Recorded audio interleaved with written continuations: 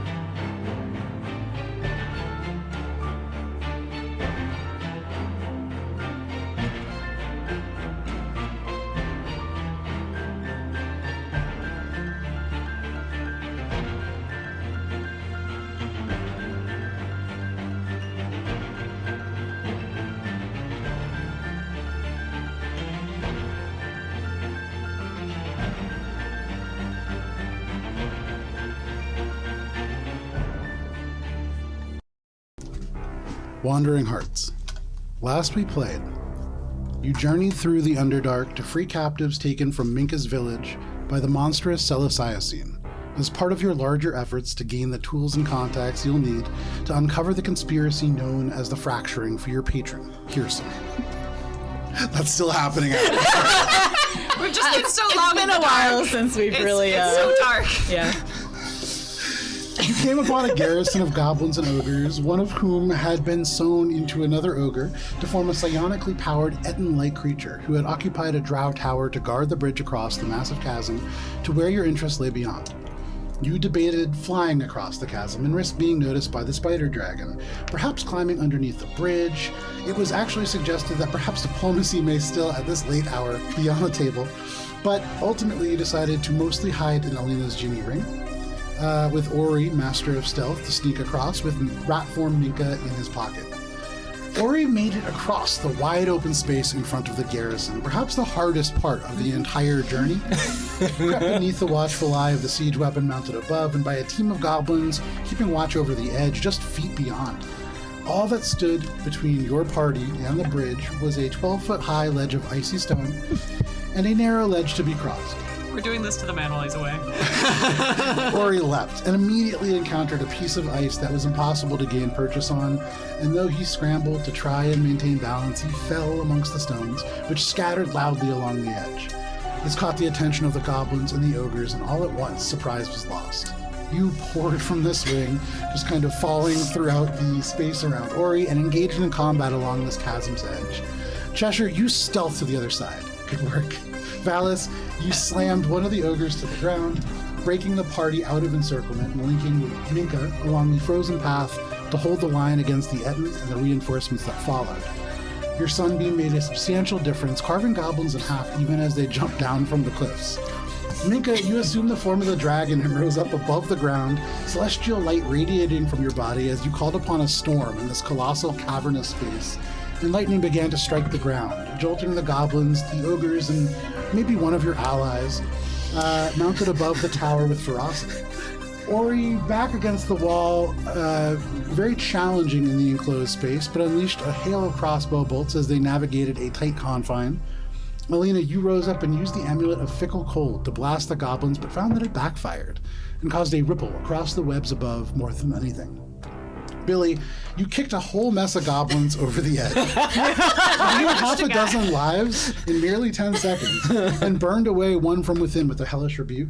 And though you were able to deal, or you did take a significant amount of damage, Wandering Hearts, you did rout the enemy, but not before the cart that was hauling corpses and driving captives ahead of it escaped to the north. You gave chase for a time and even stumbled upon scenes of a last stand of some sort that claimed several goblin lives, but ultimately found that the lava tunnel and subsequent canyon of basalt too easy of an ambush to walk into, especially with the half-human, half-giant scorpion centaur-like creature that lurked within and seemed able to see even your invisible members. So you doubled back, and along the way found a place to have a short rest before pressing on into the dark to a section of the Underdark Caverns that housed an old drow structure that now serves as the Celocyocene's prison. As you enter this cavernous space, the ceiling sinisterly lit by a vague orange hue that burns from these strange, almost strings or networks of lines above. There is a almost smolder like smokeless embers that are kind of clinging to the stones. You can see there are patrols of goblins that walk underneath huge stone structures, 7 of them that are suspended from massive steel chains, anchored by plugs of what look like hardened magma to the ceiling. Ori had observed that they moved these goblin patrols on the ground all in time, and with a particularly keen eye, they were able to notice that they seemed to do so exactly in rhythm. And you all determined that there was some sort of hive mind or other thing that was occurring in this moment. You watched as one of these goblin patrols climbed up to the top of a stone platform and then seemed in a orange glow to rise up and up and up and then disappear into one of the central towers. As they fizzled through the stone and disappear into the structure, that is where we begin this evening. And the music's already great. So you can see down maybe about a 15-foot incline through crumbling stone that does transition to be more red over the parts of black that are kind of, I would say, Minka, you realize this is sort of like basalt, and it's reflecting whatever this is, that it's almost like burning along the ceiling, but there's no smoke in here. It is something that you... Make a nature check. Is anybody else doing anything in this moment? No. Alina's trying to see if she can figure out if there's any other way to get in. Make a perception check. 7. Oh, Okay. oh no, sorry. So, 8. damn. So hold on to that. Okay. But you don't see much. Minka, and I would say actually one of the things that you do notice, Alina, is that it's almost like when you look through this space, there is like a shimmer of heat. It is warmer here. There's no snow, there's no ice, but it's not hot. And so that is something, but your vision may be just not quite what it used to be. Minka, for you with the 24, when you look up, it's interesting.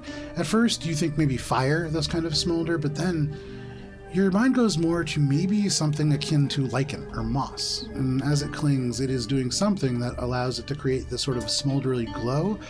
Although the more that you look at it, the less you are convinced that it is in fact some kind of light, more a change in color. But whatever it is up along the stones and kind of clings to the ceiling and is what is providing the light or the kind of red color to the space.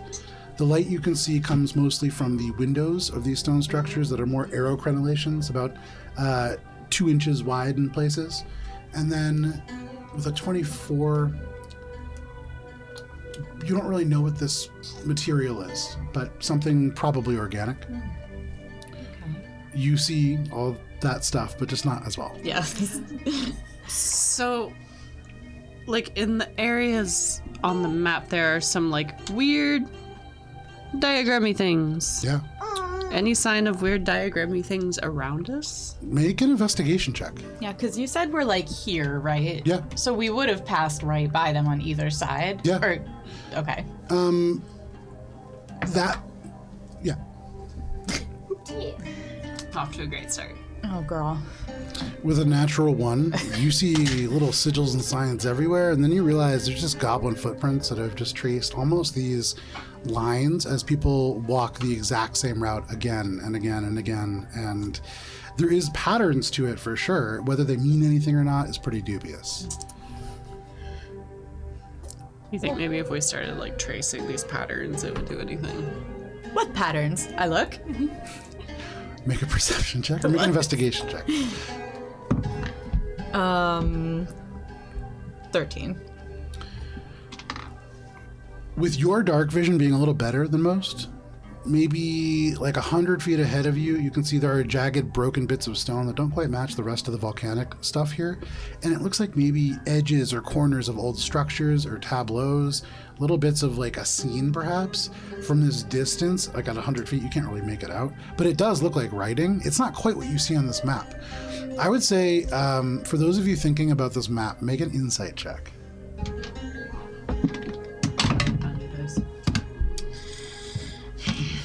I got a natural 20 Okay. 10. for a grand total doesn't matter. of 29. Hey. God. Minka, this is a map that was drawn by goblins, and it's fairly approximate. Those symbols might be the start of where those can be found along the map. They may mean something, but they also may occur in more than just that place. Similar to how you might draw one tree to represent a larger forest, that is more like the place where it begins. And because it is drawn there, that might tell you something. Perhaps the person that drew it is used to crossing and traveling along that route, and maybe marking it there was the start of that zone for them. You don't think that there is a one-to-one correlation in that exact spot, but you do get the sense that there are elements to that writing in this space. Minka's gonna kind of point out the map, be like, well, I don't know if that's how literal that is, I guess. That was a natural 20. So I would say when you look at those little dots, it would be almost impossible to tell if you didn't maybe think the exact kind of words at the exact kind of time. But that almost looks like Elvish, like a goblin who doesn't speak Elvish was copying the lines and dots and things and just didn't really know what it meant. And so was doing a sort of visual, literal translation. And goblin eyesight, despite the size of their eyes, is not great. Yeah. So it doesn't really translate to anything. Yeah. It's like AI writing, just kind of like a blur. Yeah. Well, okay. So, one, I don't really know much about arcane stuff, but I'm pretty sure if you guys think about those like little areas of like darkness we came across, I have a feeling like maybe it's something like that. Like these are areas that are enchanted in some way, and they were probably labeled there because I think they were copying something. I think this, if you squint really hard and kind of look at it through one eye, it kind of looks like Elvish. But I don't think I can read it because I don't think the goblins could read. I think they might have been illiterate. Now that Minka's pointing out that it looks like language, can I read it because I can read all written language? When you look at it, nothing really happens. And again, it's because this isn't really language. It's somebody copying symbols and they don't even recognize that it's letters. It was worth a try. Yeah, for sure. But part of why it didn't jump out at you right away is that it's not really language. Still, but if this is a goblin map, they probably head this way the most. So that makes sense. They don't have to go through the field of monsters into Grungabunga. But I don't know if that has anything to do with this specifically. I don't see anything mentioning gross ooze. You said it's only like 100 feet away, right? The edge of like one of the structures, and then like there is, with 120 feet of dark vision, you see like the edges of the structures kind of hanging, and you can see places in the wall where maybe little bits of light are catching. You get a sense of how large the space is. But it's hard to make out a lot of details. You can see like the edge of a structure that is about 100 feet away, and you can see that it's mostly ruined and rubbled, but there is more kind of beyond. You definitely see that there is some writing or pictures or something there. I'm gonna like just kind of wander over there stealthily. Make a stealth check. And Are is we in a this natural space? You are not. Sorry, a wild space. You are not. is this in? So I just want to make sure we're clear. So are we here or are we like here? Do we think we're here or here? Because I'm trying to figure out if Right we're there. You showed us, yeah. right there. So And- I'm walking this way Oh, so she's walking back. Oh, you're walking away from the whole prison. Okay. toward the thing that we have been looking at, right? No, so right here, this is where that prison is. No, I know, but we approached from here. Yep. But now we're looking at this, right? So if you want to go off in this direction, that's something that you can definitely do. In that Where is the direction. thing that I saw 100 feet away, or that we're looking at? Still right there. So like this looks like it, though it's pictured as just a blank kind of hole. Oh, You get the sense it's not a wild space. This is the ruins of a city. Makes Ruined for so long that there is very little evidence of buildings left, but ruined nonetheless. Well, it's gotcha. almost sand on the ground. So we're here. in that case, I'm not doing that because I Little less thought stuff. I was going back to a spot where I there gotcha. I wasn't gotcha. like jail. Yeah. Okay. So we're here. Ruins here, and goblins with the slimes in their heads, and the tower is here at the bad jail. neighbor. Correct. Would a visual perspective be helpful? Yeah. Awesome. I was waiting for it. Yay! It only So, took 22 minutes. For a little bit of a reference, there is still probably about 300 feet between you and what you are seeing. So what I'm about to show you, you're seeing vague bits of. Yeah. But you're seeing what is underneath the big tower that the goblins just kind of rose up in it. Gotcha. So, does anyone have like a throwing scythe or something that we can just kind of like I got something for that. cool, What are we doing with the throwing scythe? like a boomerang? You know, like have you ever No, played I- like Twilight Princess where you But what are you throwing it at? Oh, like up? the ooze strips, like little like Right. oozy bits? Okay. I know I'm being very eloquent. No, that's okay. Oh, this ooze looks familiar. And To only people who were here at the time that we played Humblewood. And they're all orange. Okay. These oozes are so good. Kara painted them, and it's like the gift that keeps on giving. Indeed, indeed. The gift. Combat camera, and so you can actually see things in greater detail at Alberon RPG on Instagram when they do come up, but there you go. And so, where are we? So currently, Like which direction? you'd be like off and in this direction, so if you were to approach, you'd be coming in kind of behind here. The structure or the edges of the ruins of the structure that you're seeing, a little bit further off this map, maybe about 150 feet, and then you guys are, standing like right over here. Okay. As we're looking at this, from that far away, just to get a sense of it, is this about where we saw the ooze? Directly above, yeah. Okay, so this represents that in terms of the space. Yep. Okay. And sorry, I'm gonna stop asking questions about a thing that we can't see very well. Okay, I have an idea. Why don't we head towards some of those ruins and see if we can get higher up? Maybe we could see a little bit better? Not a bad idea. That's an excellent idea. At the very least, maybe we'll get some information about. Maybe there's like a cobalt tunnel or something in the walls or something we can use. Getting up there is going to be a problem. Like, I don't see any like windows. They're all tiny, right? But we don't know what the rest of the underneath looks like. Maybe there's something maybe a Like a hole. rope. I don't know. So Minka, you look Sure. up, and with that natural 20 still from your insight check, when you see the elements of kind of blur that Alina had seen, you recognize this isn't just, obviously it's not a heat effect because there's not that intense heat that you would need. There's something that is passing around, maybe it's a gas or something like that, but it does obscure the tower in a little bit of a way. And so there is perhaps some kind of barrier or something between, despite the fact that there is no, like, you know, wall or anything like that. Yeah. There seems to be something that encases the structures proper. Okay. The only place where you're not really seeing that, directly above this kind of platform where those goblins had disappeared, there seems to be a clearer path of air, and that's really why you can kind of see this platform more than maybe some of the other places, despite the fact that they're closer. Oh, I had a terrible thought. What if this, like, wobbly air is just more ooze? Oh, God. Like the With a one. natural 20, Minka, Yeah. there's definitely something to that. It's How far ahead is the wobbly air? I mean it's just gonna like just keep going like this. I don't know how well that Make a perception describes check as you follow, and you can make it at advantage following Minka's wobbly arm. It's the scientific term. Oh wow, that is terrible. 11. It's so good. Minka points to one very specific part of the cavern. Very good. Should we throw a rock? Can anyone throw really far? Billy picks hold up on, a hold on, rock hold on. and goes to throw it. We're so far away. That's not going to do anything. You gonna throw a rock? Yeah. Okay. You throw a rock, and it just kind of falls into the rubble. There's a few little stones that down. Nothing else seems to happen. So it's not Wait, so- immediately in front of us. That's something.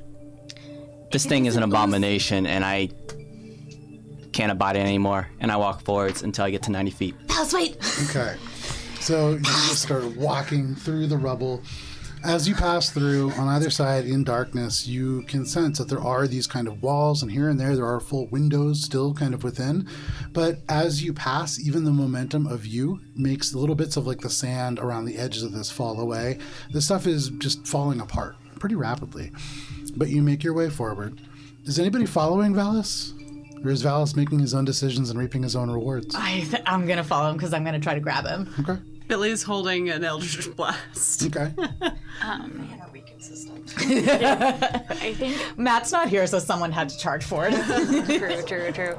Yeah, at least he's hit him. I waited like 30 minutes. You know, you did good. I think That would already be like 3 combat rounds. yeah.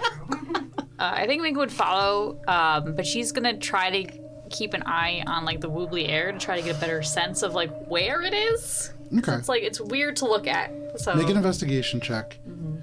And are you all being stealthy in your approach? Billy's not moving, so yes. So Bill, you're staying up near the beginning.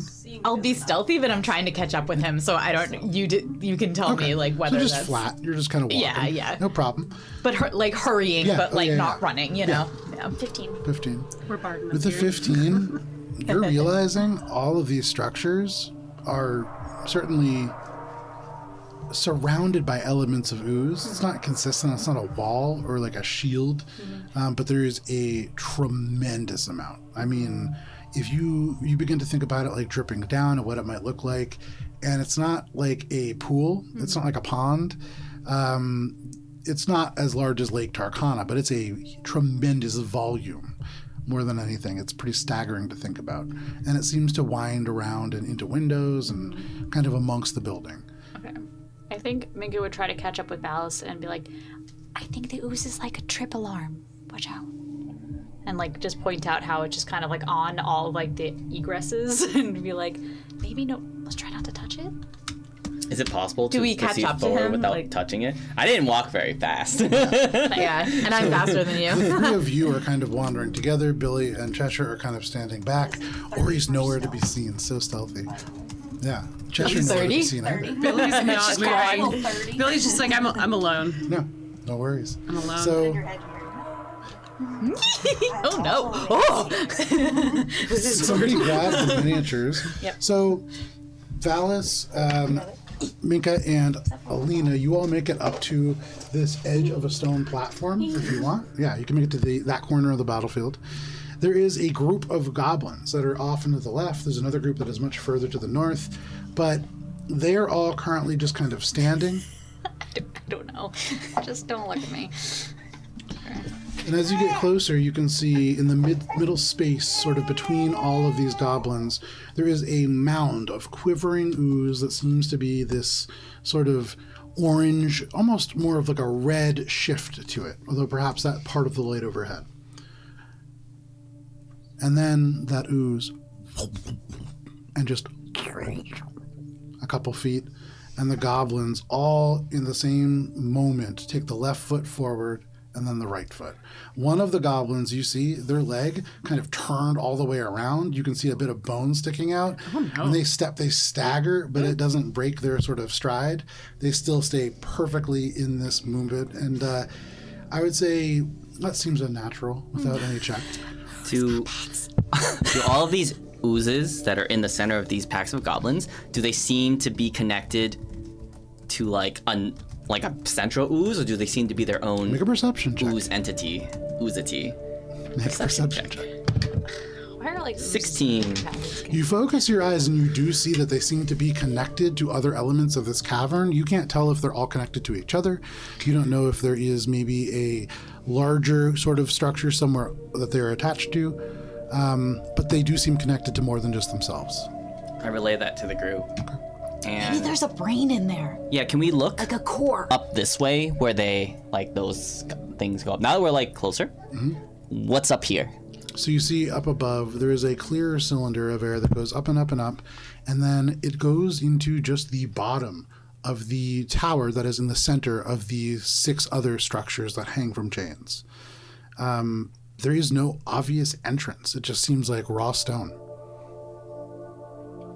That's gotta be an illusion, right? Or maybe we should wait until like the next time the Oozavator happens so we can see what it is. We don't know when that's gonna be, and we risk getting caught the longer we stay. Also, there's plenty of stone magic to like manipulate stone. You're really good at that.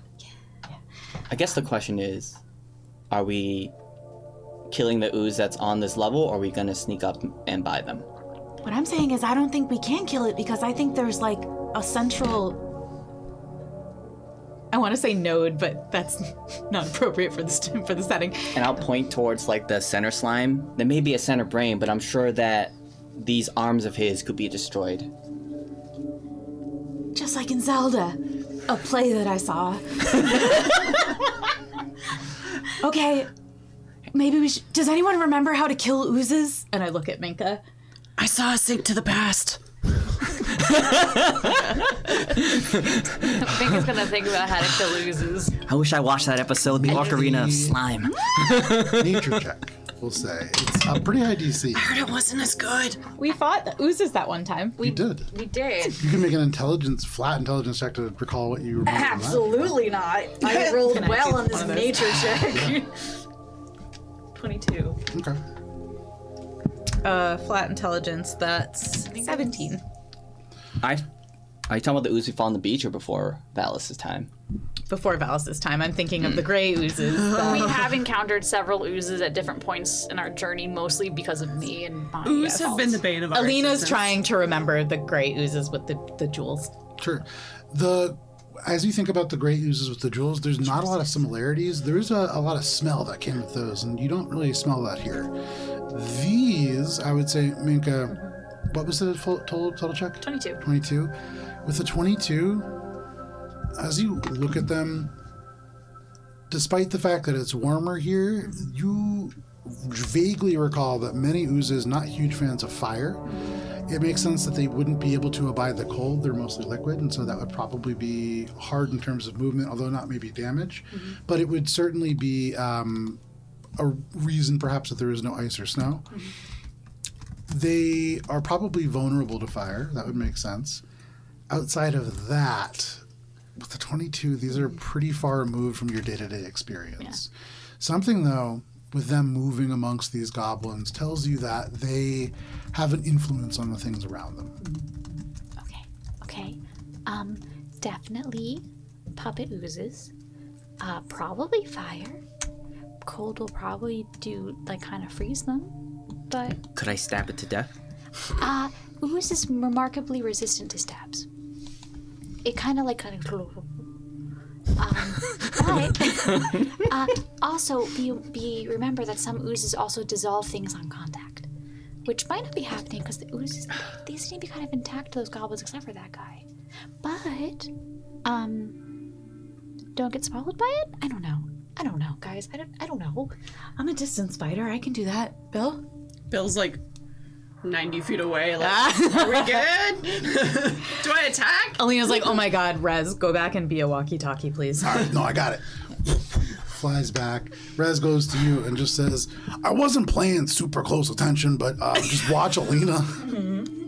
Yeah, they're not really doing anything. They're just kind of standing there. No, I think they're gonna do something about the ooze, but they said just don't get too close, you know? Billy, what's going on? We're not supposed to get too close. Why? I don't know their ooze. Are we ready? What are we waiting Rez, for? did you tell them? Yeah, What did you tell them? I told him the plan. I was listening, I promise. What's the plan? So I think It's to not get hit by the ooze. And then, you know, we're gonna make the ooze less ooze. Inside check. Make it inside check. we just have to stay here, and maybe they've got it under control, and we just don't get involved. 15. You get the sense that he's not 1,000% sure about what the plan is. Okay. Alina's gonna roll her eyes, be like, I'll be right back, voomf into Rez's form, and she can speak with his voice also. Yeah. She's gonna be like, hey, it's Alina. I kind of feel like you're not getting the right information. Can you guys just come down here and join us? Just creep, you'll be fine. And then she's gonna vamp into her own body and be like, great work, Rez, you can come back now. I've never heard her voice through Rez before. That was disturbing. Sorry, Rez, that was disturbing. Was it disturbing for you? It felt disturbing for me. You get no response. Rez? Rez has been up back. But, are you making your way to join the rest of the group? Okay. With a 30, I mean, that's all you could do. Yeah, Billy thinks she's up here alone and just has a voice that's talking to her. She's not cool with it, but, you know, whatever. Yeah, it's kind of part of your life. Yeah. It's... Hey. Valis reaches out. Party makes its way over there. Billy is sneak. Billy is not sneaky. Billy sneaks with a 9. Okay. Billy's a 9 level of sneak. For the moment, that seems to be enough, as you are not especially close to them, but as you get closer, you imagine going any further, especially as you hear like the stone crumble underneath your feet. Probably difficult to do undetected. It rolled too well yesterday, and now it's misbehaving. I hate it when it happens. Valis? So are we sneaking by them and going up, or are we fighting them? I thought we had to stay away. Either way. Okay. Alina's gonna lean over and just be like, no, not like stay away, but I like think we should go towards the center as sneakily as we can. Try to get up. We can kind of fly/levitate up and try to get in before they know we're here. How high up is up again? So to get up to the top of that platform, only about like 25 feet. To get up from the top of the platform to that stone tower, closer to about 70 feet. Could you fly us? What's the exit plan? Billy points in the wrong direction. We all jump down and feather and slow down. I mean, How? what do you mean exit plan? Like after we're in there? How do we get out? Well, just jump down the hole. You can fly. You can fly. I can fly. We'll be okay. I don't fly. Because you know that's like rule number 1. Don't go on someplace unless you know how you're getting out. Well, what do you think then? I think this is a bad idea. There's people in there that we need to save. Doesn't mean it's not a bad idea. You have a better one? No. Also, touche. A bad idea is the only idea that we have. Okay. Noble people. Sneak.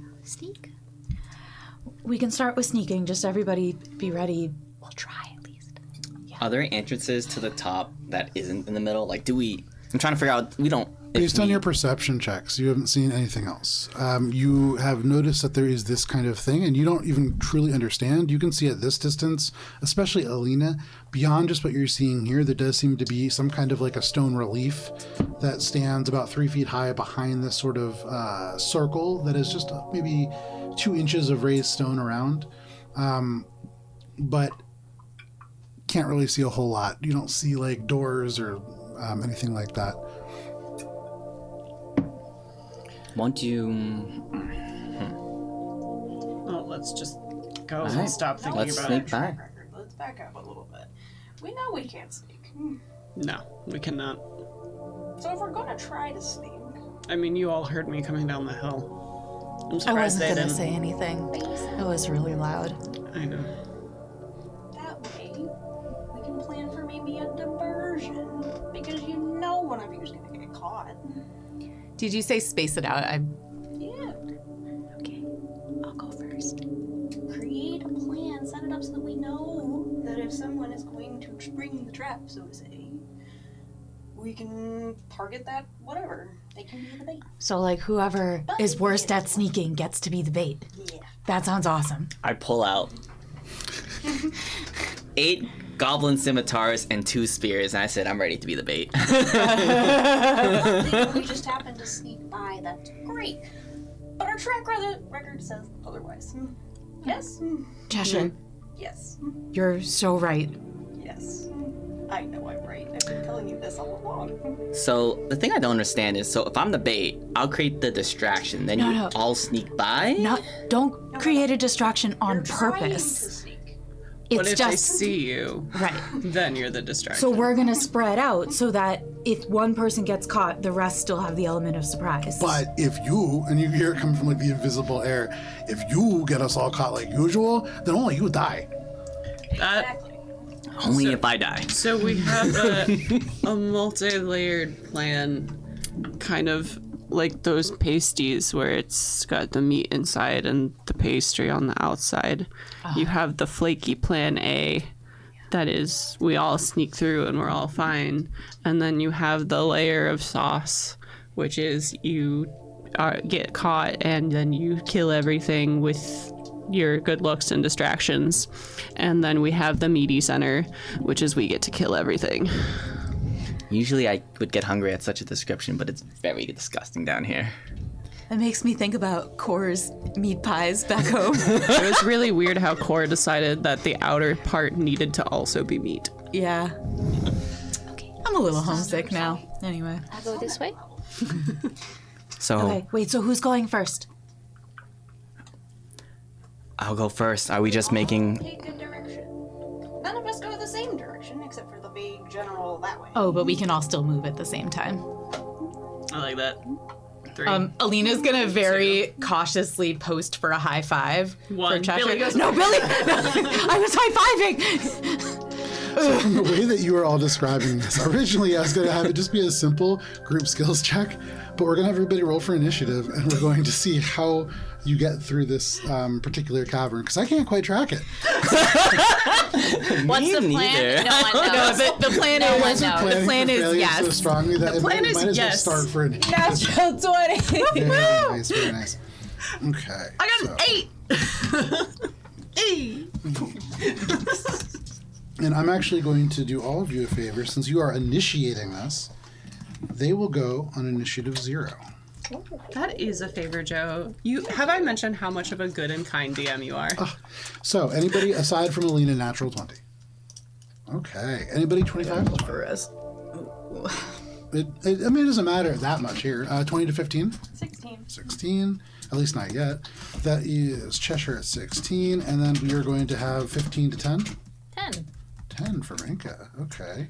really low Valis, where are you coming in here? Valis is confused by the plan, so he's at 4. Really? 8. 8. Okay, that works. Rez is at 9, for what it's worth. Valis, and then Rez is at 9. That works out great. So the way that this works, give me just 1 second here. Okay. Alina, you're going to be starting off, followed by Cheshire, followed by Minka, followed by Rez, followed by Billy, followed by Valis, followed by the Ooze. I will do my best to try to make it clear once you know that the jig is up. But for the moment, we are starting off with all of you undetected. The jig is down. The jig is still down. It's on the ground. We're cutting.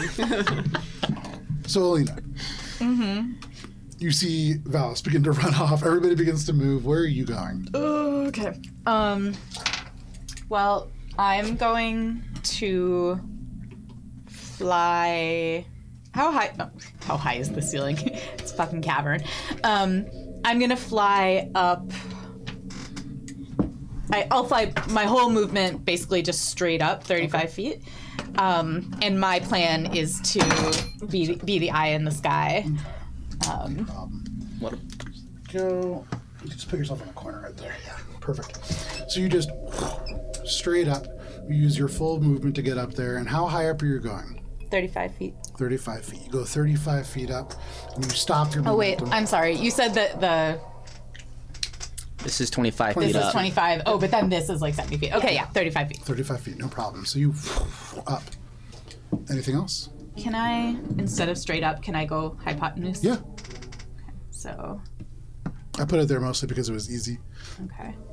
Is that fair Yeah. for hypotenuse? Yeah, absolutely. So you fly forward a little bit. Are you doing this in a stealthy manner? Yes. So make a stealth check. In a wild space? You are not in a wild space. I know. 9.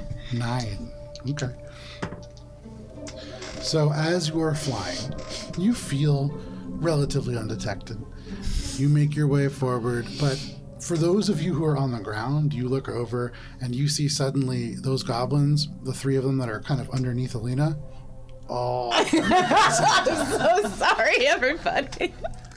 Alina, you're doing great. I am doing great. And then telepathically to Rez, I'm going to be like, this is going pretty good so far. Oh, you get back on your feet. It's, yeah. And then I'm going to be like, listen, okay, so your job now is going to be to just move as stealthily as you can and pick a direction that like isn't right next to somebody else. Is Hannah being clear? Because okay. Okay. And then, if all hell breaks loose, just help whoever is nearest to you. Okay. So that is your turn, Alina. It's going great. Yeah. That brings us to you, Cheshire. On a new stealth check, or is the... New stealth check, yeah. You can only milk that 30 so long. I know. We're also fucking with your game here. No. It's even better than 31. So with the 31, you feel silent. Where are you going? I am holding still for the moment, kind Okay. of tucking myself around maybe the back side of that Okay. cavern and waiting to see where everybody else kind of makes their way off to. No problem. So you get to the edge of that cavern. You see and hear a group of movement, kind of goblins, and a ooze-like noise ahead. But no problem. That is your Trying to turn. stay out of Alina's way.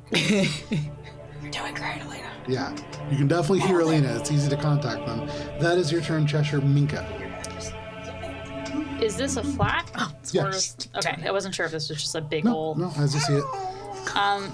Seeing that they are all just immediately look at Lena and Minka's gonna go.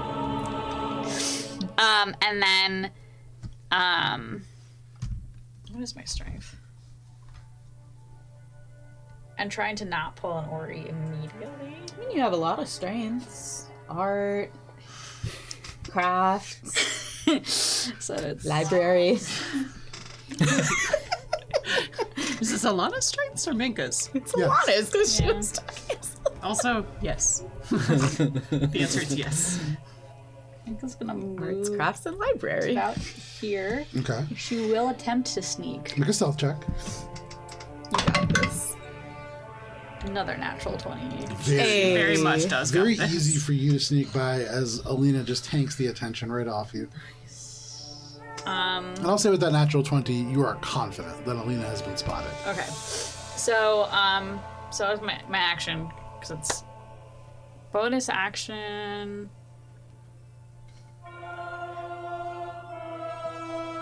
As I pass by Valis, I'm going to cast Guidance on Valis. Okay.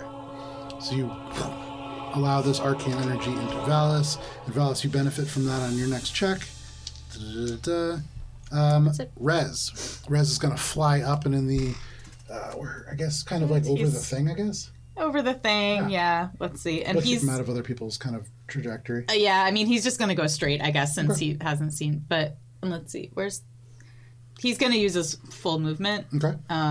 which is 80 feet. Can I have the thing and then we'll do. Where is it? Well, What are you looking for? Vincent's little staff is 60 feet 60 staff. feet. gotcha. Yeah. Here, that's 60. Okay, I mean, it looks like if 60 is like the edge here, so like 1, 2, 3, 4, he can get right here, but he's not going to. He's going to stay here. Okay. So as he gets there, he kind of says, "Oh, Alina, there's some kind of a weird like statue sort of thing over here, and also a weird like circle. It's glowing." But that is Rez's turn. He's not going to tell Alina that he saw her.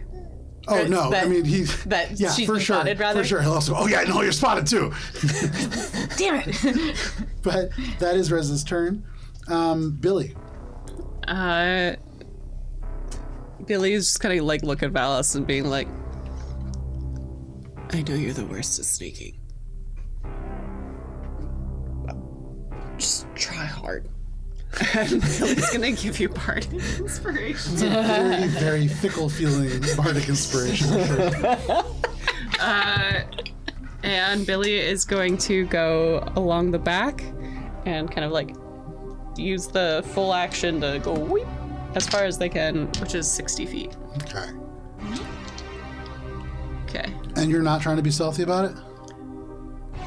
Was that Can I- 60 feet or I think it was 5, 10, 15, 20, 25, 30. Oh, If I go stealthy, does that mean I have to go slower? Yes. So you get around here. I have to go slower then. Okay, make a stealth check.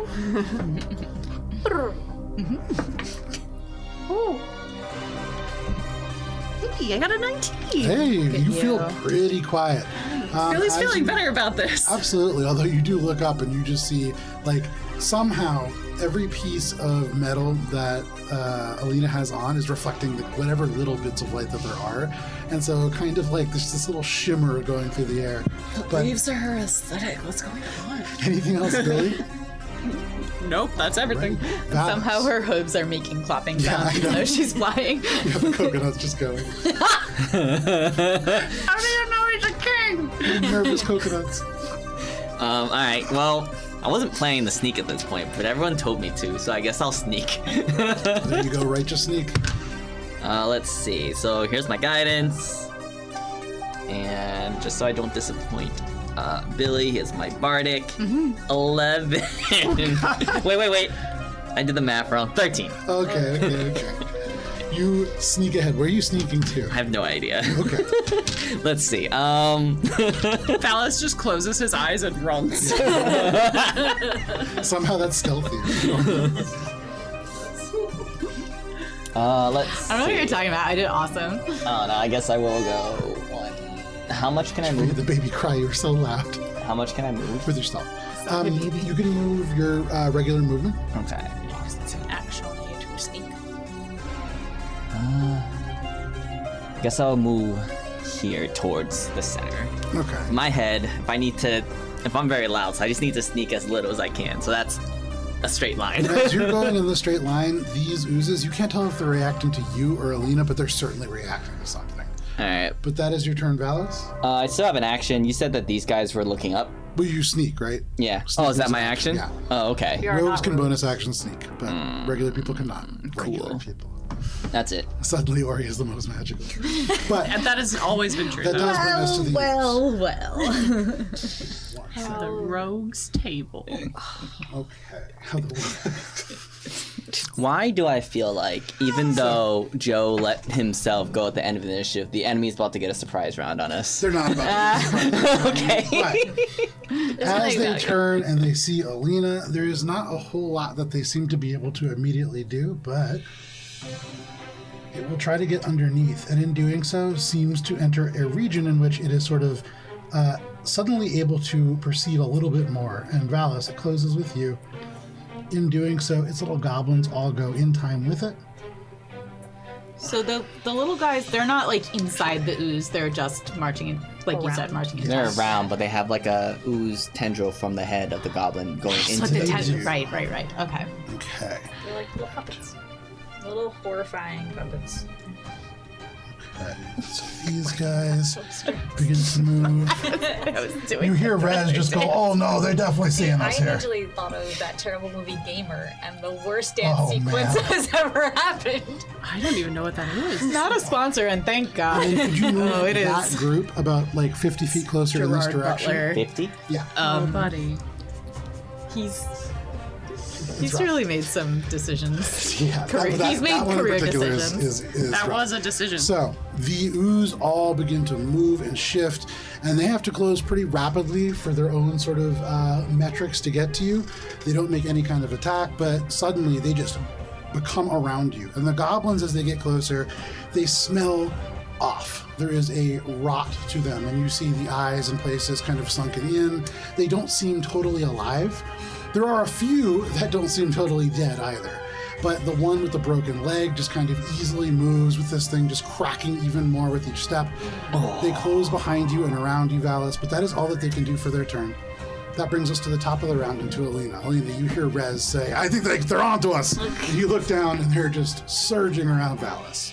What would you like to do? Free action. Billy's never gonna let me hear the end of this. And, well, Valis is in trouble, so we can't let that happen. I will not abide it. And so she's gonna fire an Eldritch Blast at, I guess, like the central like ooze thing. Okay. The node. So make an attack roll. I'll make 2 attacks. This is rolls. God. 28 and dirty 20. Both of those hit. Isn't that nice? However, it will use a reaction. And you watch as it just yanks one of these goblins up, and the goblin takes one of those hits. Okay. So the one the goblin takes, that's going to be 10 points of force damage. Okay, just one second here. And then the second one? That one's going to be 11 points of force and 4 bludgeoning. Okay. And for what it's worth, that seems to do the full amount of damage that you would expect it to. Even the bludgeoning? Oh, yeah. But this particular goblin, you watch as it's hit with this Eldritch Blast. There's no scream or shout, but you see the chest cave in with the force, and it does not rebound with breath or anything like that. Okay. Anything else, Alina? Yeah, she's going to go, bludgeon them! Bludgeoning is okay. It hurts them. You yell that bludgeoning is okay. That is your turn, Alina. Cheshire, what would you like to do? Just great Alina quotes. Bludgeoning is okay. In the game I just ran, they had resistance to bludgeoning. You never know. Ooze is unpredictable. Yes, I am know not what? Percy. We're gonna go slow. Okay. It is a unfortunate. Were you centering it? Had great stats. So many fire intention spells. of hitting as many of them as possible. Okay. And so there will be an equal number of them in either of the clusters that are kind of within range of you. Yep. Do you have a preference for catching Valis or not catching Valis? If I have to, just go fire away. I would say... Hit me with your best shot. So, you fire slow off at the one further away from Valis. Centering it on the ooze will catch all 3 of those goblins and the ooze structure in the center. What kind of a save is that? Wisdom saving throw. Okay. Alice is wise, right? That is going to be a... It's one further away from Palace. 21. Maybe not. 21 will succeed. What? Further away from you, so you're not in it. So there is Oh, I'm not this hit. Oh, thank goodness. flowing energy, and you can see as the oozes and the goblins stagger forward for just a moment, everything slows, but they seem to just surge through it. Anything else, Cheshire? Well, that was my best idea, Billy. Your turn. Bardic inspiration makes its way back around. Oh, Hell yeah. that is your turn, Cheshire. That brings us to you, Minka. Minka, it seems like the jig is up. Yeah. Considering how, so am I? Do I have to take another sneak action to continue sneaking, or am I still? You'll still be using that same stealth check. Yeah. It seems like there's stuff happening in your general vicinity, so you're not sure how hidden you still are. Right. Okay. It's fine. I'm just curious. So I'm gonna go 1, 2, just to give myself a bit more of like Yeah. an eye line here. And then, I'm going to think hard about what I know about oozes and go, oh, whatever, and then just channel the archer and just shoot it. Okay, yeah, make an attack roll. Behind you, the stars just light up. There's a celestial bow of light, and you pull back and unleash one of those stars. 15. 15. just misses, unfortunately. As you fire, the ooze just splits and right through the body. Dang it. So that was my bonus action. Okay. And for my action, I'm gonna try something. I'm going to look at the earth and center it on the cube and just make this area difficult terrain using mold earth Okay, yeah, absolutely. and see if that does anything. Yeah, so you just create this cube, and all of a sudden the ground rumbles. There is a shift and crack, and there is a how large of a cube does this make? It is, I believe it's just a 5-foot cube. 5-foot cube. Here in this space, suddenly it just kind of triggers a larger explosion, and there is a 10-foot cube of rough terrain that kind of surrounds this area. As you look at the stones, suddenly you are recognizing that they seem to form almost faults, crossing across each other, with that center point being in the sort of area sort of registered along this way. But no problem. The earth, you do notice, does rumble just a little bit longer and deeper than it did before. But that is your turn, Minka. Yeah, I mean, that's all my things. And for I'm what gonna have it's to worth, process that next turn. for what it's worth, those goblins, they kind of stumble, and you get the sense that will certainly slow them down. But that is your turn, Minka. That brings us to Rez. Rez, kind of floating up here. Do you want him to continue to go? He was told that if all hell breaks loose, he's supposed to go help whoever's closest. So Okay, he's so gonna go just help Valis. Runs to help Valis, or flies, really. Valis, I'm coming. Let's see. Billy, you're on deck. He can't quite, since he had to go down, he can't quite make it to actually help, so he's going to use the rest of his movement to come over. Or sorry, he's going to use Yeah, I got his you. whole action to... he's going to like get in position so he can give Valis a little flank, but I can't. Yeah, I got you. Right in that little space that kind of is hovered over by the rock. Yeah. So no problem. He flies down, going to Valis, get only intercept me. But Billy, what would you like to do? Joe, remind me. Yes. Diagonals are 5 feet or 10 feet? So 10, then 5, then 10. What? It's, for me, it's If I want to easier. move like here, Yes, 10. that's 10 feet. Yes. Okay. So 10, 5. Yep. So that's 15. That's 5. 5. Well, that's 20. Just 20 because it goes back and forth between 10 and 5. So the God, that's first so confusing. the first diagonal is 10 feet. Because it's actually half, so it's like 7.5. That's 30. Yes. Shit. Okay. I'd be happy to make it just flat 10, but that kind of robs you guys of movement, Yeah. especially as you get to higher levels, and especially monks and other fast classes. No, it's fine. I'm just that changes my plans because Gotcha. I realized I should have just not been sneaky and dashed, but it's fine. It's fine. But what's Billy doing now? Billy is shit.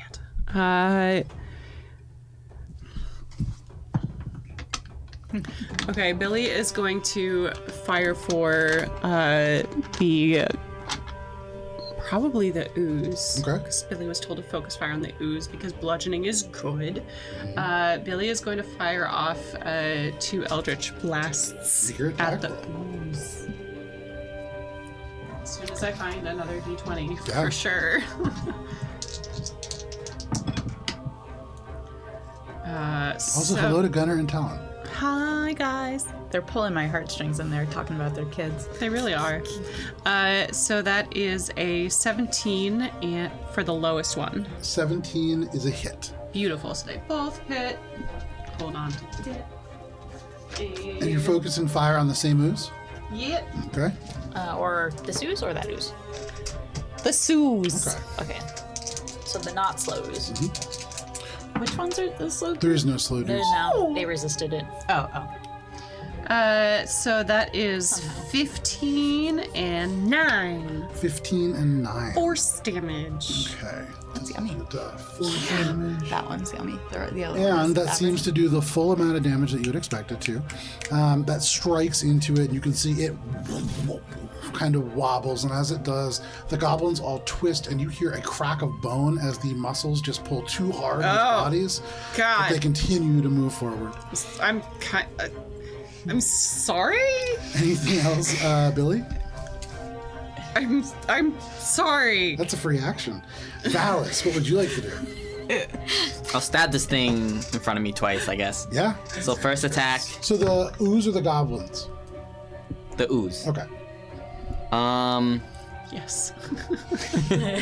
Let's see. So with Rez's help, that will be a 21 to hit, 21 hits. and that is 10 magical piercing. Magical piercing. Does it seem to do the full amount? It does. Whoa. Second attack, 16 to hit. 16 ooze? is a meets it, beats it. Ooh. Oh my god. Stay in the tray. Another 10 magical piercing. Alrighty. Let's see. And I think I'll just stay where I am. And, yeah, that's it. You stand there. You're ready to fight all of these ooze. That is your turn, Valis. That brings us to the ooze. Okay. So these guys in the corner, they do need to just rush along. You go 5, 10, 15, 20, 25, 5, 10, 15. Oh, so they're just going to take this guy's place. Great. And then 5, 10, 15, 20, 25. They're going to have to run, but they will be able to easily get to you. So actually, this is just easier movement. I love it when Handing off the henchman. Okay. And then It's like a ooze relay race. No, he's gonna have a bad day. I don't want to have a bad day. They're dead. Okay. And then Valis, you're just already not in a great spot, but this guy will just wander around over here to you, dragging his broken limb. Oh, Valis. Okay. So that is going to be 1, 2. So the ooze continue to consolidate, kind of mindlessly rushing forwards, all in time. The ones that are in combat, as they strike out, they strike in the same movement as the rest, kind of take a step, and it is all happening in this very synchronized sort of setting. But Valis, first you are taking 3 goblin attacks.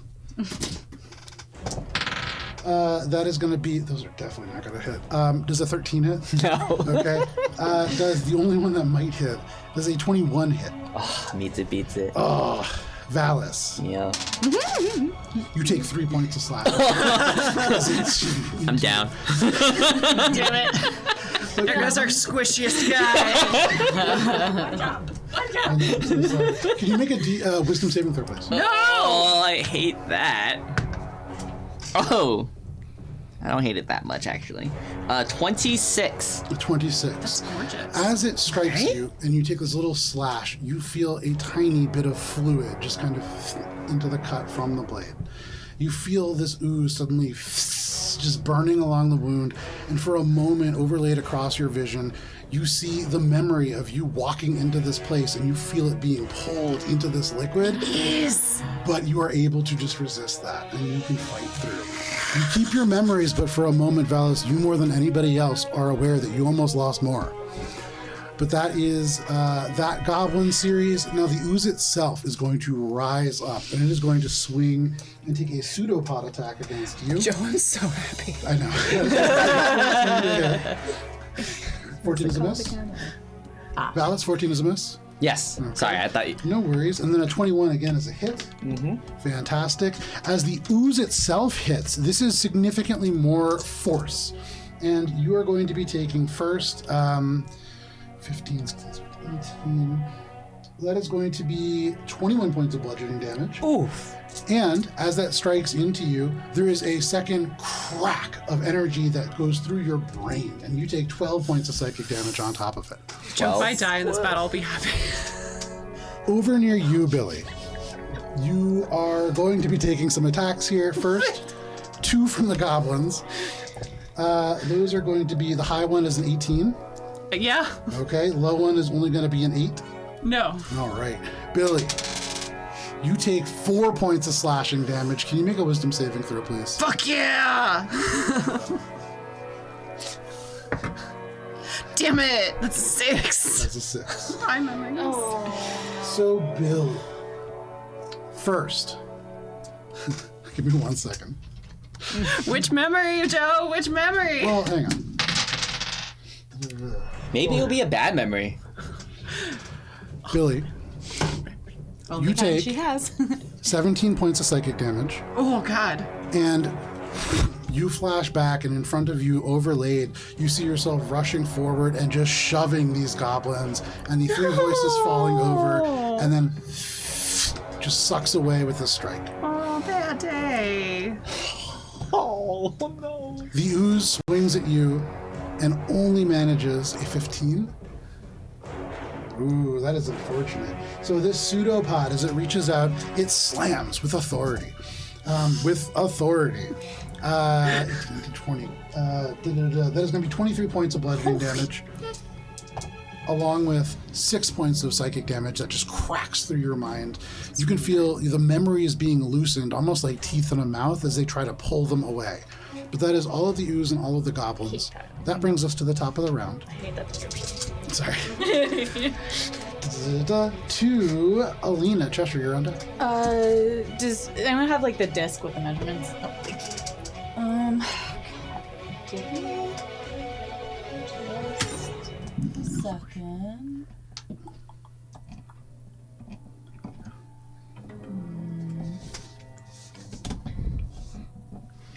Sorry. It's coming about full circle. Yeah. Okay. She's going to.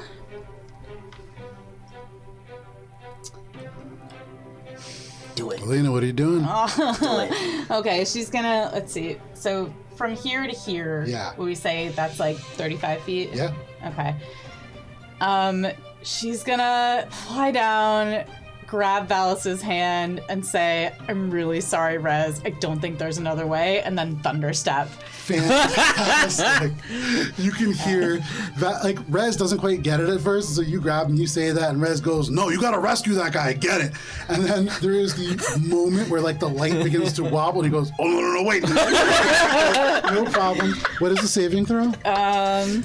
And what is the radius? Yeah. So it's each creature within 10 feet of the space. Oh, boy. This Okay. space. So first, just if you want to roll for Rez, I'm going to roll for 1, 2, 3, 4, 5, 6 goblins, 2 It's users. a con save DC 18. Okay. I don't know if this is gonna help, but he has +3.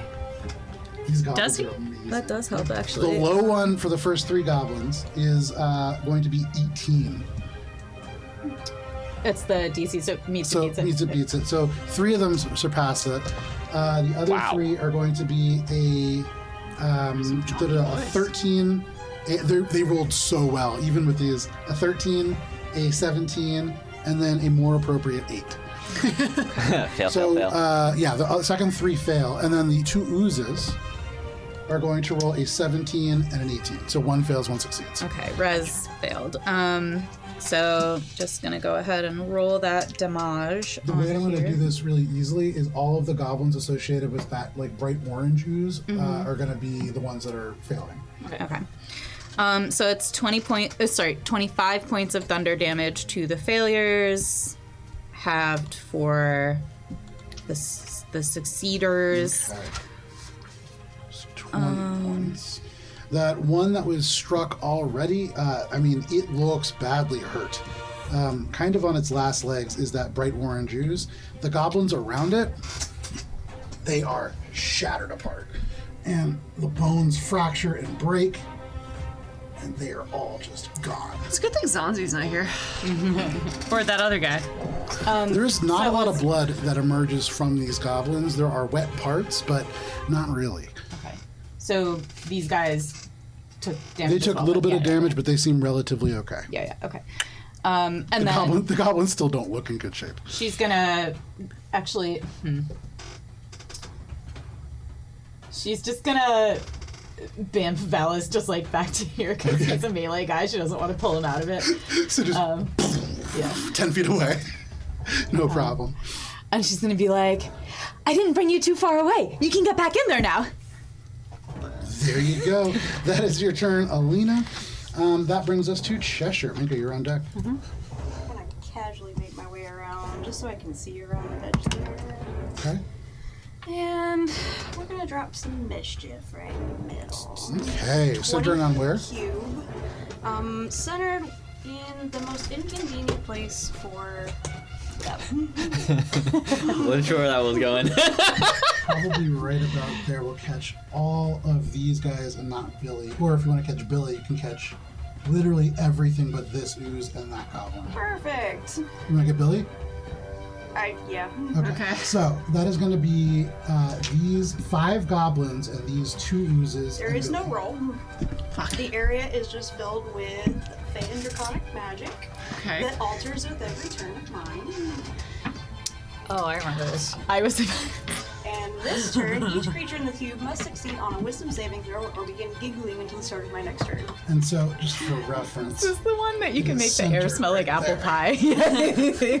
that I like duck this stuff. represents the center of features. Giggling creature is incapacitated uses all of movement to move in a random direction. So it is a wisdom saving throw. Oh boy. Okay, so first, give me 1 second. This is so many saves. That is going to be 5 goblins. You said Wisdom. if you died here, you'd be happy. Okay. I don't know why, but I'm so happy. 5 on there. 18 meets a pizza. Okay, so one of them makes it from the first group, the other 2 both fail, so only one of them succeeds, and then from the oozes are both going to pass. 23 low. Oh, Alright, so giggling creatures are incapacitated and use all of its movement to move in a random direction. Now we're on their Very turn. nice. On their And who else other than Billy? All of the goblins, with the exception of the one with that like psionic little wave over them. Got it. So, fantastic. As this just sort of enchantment just begins to spout off these flashes of magic, many of these goblins, though they do seem to be kind of staggering elements of what they formerly would be, seem enraptured by it. And it's not so much a giggle as it is just a rapt attention, and for the first time you hear like rattling breaths almost. They go on entirely too long, and they never go out. They just continue to draw in and in and in. But anything else, Cheshire? Alrighty, that is your turn. Ooh. Go get them. And I'm gonna duck back around. you gonna No get him. problem. Just kind of whispered from around the stone. That is your turn, Cheshire. That brings us to Minka, and then Rez is on deck. Alright. Did Rez survive? No. Oh, Rez is not on deck. I would like He's on deck. to use my turn to consider the ramifications of there being a lot of basalt in the area and fault lines along the floor. Make a nature check. Rose got smushed. Okay, that's an 18 on the die for a total of 23. When you create effects that cause difficult terrain, especially those that are based in stone or earth, they seem to be double in size in this particular region. And you get the sense that causing a certain amount of damage might cause a drastic change in the environment. One that is volcanic in nature, based on the area that you were within. Minka is gonna think about that and be like, "Oh, don't mess with the floor too much." And problem. then, But you're the only one that is. I don't know if Cheshire's a wild card. We never know Watches yet. Rebecca breaks up the earth and then goes, guys, don't do that. Illustration. It was a mistake. I will then use my bonus action to shoot this ooze with divine light. So use your action to make an attack and your free action to be a hypocrite. Well, I use my action to think. This is my No. bonus action to be a hypocrite. Okay. Oh, another natural 20. I think this Very die nice. is weighted So in my roll favor. damage. I'll take it. Okay. And that is against this dude's in. This boy. Yeah. So that is a D8, I believe. It's 2d8 now. 2d8. Where is my other D8? It's right here, because I am not blind. Ooh. It is 24 points of damage on the die. 24 points of what kind of damage? So it's in total 29 points of radiant damage. 29 points of radiant damage, and as it strikes in, you can see I rolled two there is sixes. a burst of bright light, and this ooze just into these tiny little spray droplets that just sink into powder on the floor, and that ooze is gone. You see suddenly a tiny tendril snap, and then up and into the tower above. But that is one of those oozes gone. Anything else, Minka? So I moved. I took my action and my bonus action, and I did my free action of being a hypocrite, so I'm done. Very nice. That is your turn. Billy, what would you like to do? Well, I would love Mouse around it. for a random direction guideline to be rolled so that Billy can move her full movement in that direction. Because you are incapacitated. Billy, you are moving southwest, so in this direction. Fuck that, man. Please move me 60 feet. Ooh. I think it's this Wait, way. I thought That's why, huh? incapacitated means she can't move. And Oh, and Wait. oh, sorry, Six, move seven, and then nine. see. And reaction. 10? It has nothing to do with movement. Actually, very fortunate because almost everybody else is incapacitated as well. You're only taking one attack of opportunity. Nice. yeah, but is it from an ooze? It is from an ooze. That sucks for Seeing me. the ooze wind up to attack Billy, I'm going to Yep. use my reaction to give it a minus D6 to attack. Fantastic, because that is a 20 to hit. Minus 3. I don't know if That's 17? not enough. I'm so sorry. Unfortunate. I tried. You're the one that should probably be Silver sorry barbs, too. reroll it. Ooh, Hey. natural 20. Fuck! So, You have You take the lower one, it doesn't count. oh, you do? Okay. Oh, thank So goodness. still hit, still Okay. hit. So you do take this strike. Disadvantage, it's not. Yeah. That makes sense. That is going to be 10. That is only going to be 16 points of bludgeoning damage. Still up. Plus- Incorrect. Damn it. Oh, Minus 13 with interception from Valor. Very nice. So thank only God. 3 plus 8 points of psychic damage. Okay, so that's 11 points total. As it slams into you, there is a crack as it strikes through your brain, and you are able to kind of stagger out of the way. You are almost just confused. You are a little bit blinded in your panic, and you just run. But that is your turn, Billy. There you go. That is your turn. That brings us to Valis.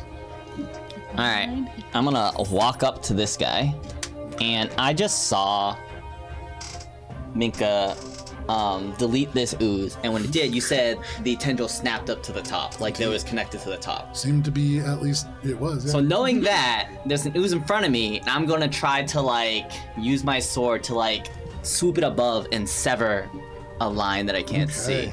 Make an attack roll. You imagine the DC is a lot higher. Ugh.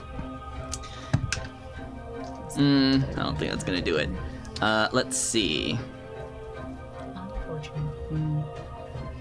That's gonna be a 15 to hit. That is not a hit, unfortunately. Second attack, I do it again. There you go. All right. Natural 20. Absolutely. Roll damage. Double the damage on the die. All right. Oh, max damage, which isn't that much. It's only d6. So 12, 17 magical piercy. 17 magical piercy. As you swing and you strike into it with the magical piercy damage, it severs this thing. And as you hit, even with the sharpened blade, even with the momentum of the blow, it pauses your momentum for a moment. You feel almost like gelatin. It bends and tries to adjust, but the force of your blow is too strong, and you sever the connection, and this ooze just into ooze at the ground, and it is dead. You see this tendril up, and that is one more ooze down. Anything else, Valis? Let's see. Oh, I'm gonna yell out to the group. Don't let any of these guys hit you. They steal your memories. Good thing to pass on. I'm an expert in memory being stolen. Are. And that does bring us to the ooze. So the ooze all just kind of run in a random direction here. And then I'm Give me gonna a move second. back. It's actually to very convenient that here. they all kind of are going to go in the same direction. So they are all... Suddenly, the ooze surge forwards as a little thing, 5, 10, 15, 20, 25, 30, 35. They all just rush off the map right to here. Great. I love that for us. Are those goblins that still up, even though they were connected? Oh no, the ones that would be connected have fallen, so there is only the these guys are dead. This guy is still over here. These guys are dead. Yes. These two were connected, or they did? Yeah, these guys are connected to this guy. I did like a shuffle down that way. So most of those guys just rush. The ooze actually is carried with them. And as a result, so is that goblin. So despite the fact that they're not incapacitated, they effectively are. So they're all just being dragged. Fascinating. I don't like it's a different color. Brush as much as they can. This is the same He color. said they're I just all didn't have the minis. We can show 'em. Ah. Into the field, they have to make that same throw. Yeah, and actually, interesting point. Because it is difficult terrain, they do not make it that far. So they rush and surge, and then suddenly you see one of the goblins trip and the other ones just stop, and they cannot progress forwards until that one climbs its way up, and then they lose a little bit of that momentum. But that is all that the oozes can do on their turn. There's nobody in range for the other ones. That is it. That brings us to top of the round, Alina. All right. Well, that's been cleared out slightly. And so she saw Billy run by and she's like, oh my God. Well, okay. And she's gonna chase after Billy. Okay. Like flashbacks to last night. I know, I was gonna say that. Okay, so she Not quite just as makes it fast. to Billy and she's gonna try to shake her out of it. Okay. So you run over to Billy. You attempt to shake Billy out of the stupor. That is your turn. I reckon so. Alrighty, Cheshire, what would you like to do? Instead of an all the way around that way, I'm going to make my way back that way around the way. Okay. How much movement is I have 30. Field changes. That 20-foot cube becomes drops of molasses hover in the cube, making it extra difficult terrain until the start of my next turn. Phenomenal. This does not seem affected by the stone kind of. I was about to say, like, There is a sort of hovering field of just molasses that forms strings and drips down and then kind of drips back up, almost like a lava lamp in this space. Is Cheshire fighting slime with slime? Yeah, fire with fire here. Anything else, Cheshire? That's it. Alrighty. That said, the effects of the last field do drop. Cool, no And longer suddenly, incapacitated. Billy, you were like, ouch. And you come to, and you're in control. That is your turn, Alina, or Cheshire. That brings us to Minka. Lena's gonna take credit for that. first, she's gonna. Billy does not want to let go of being incapacitated. Okay. Minka's got stuck. Minka's gonna first go towards Billy, switch to Chalice, and she's going to do a second level Cure Wounds on Billy. Bless you. And she will pump everything into Billy. So there's 2d.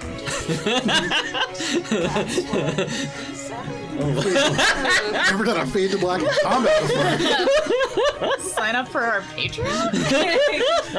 You don't have a Patreon.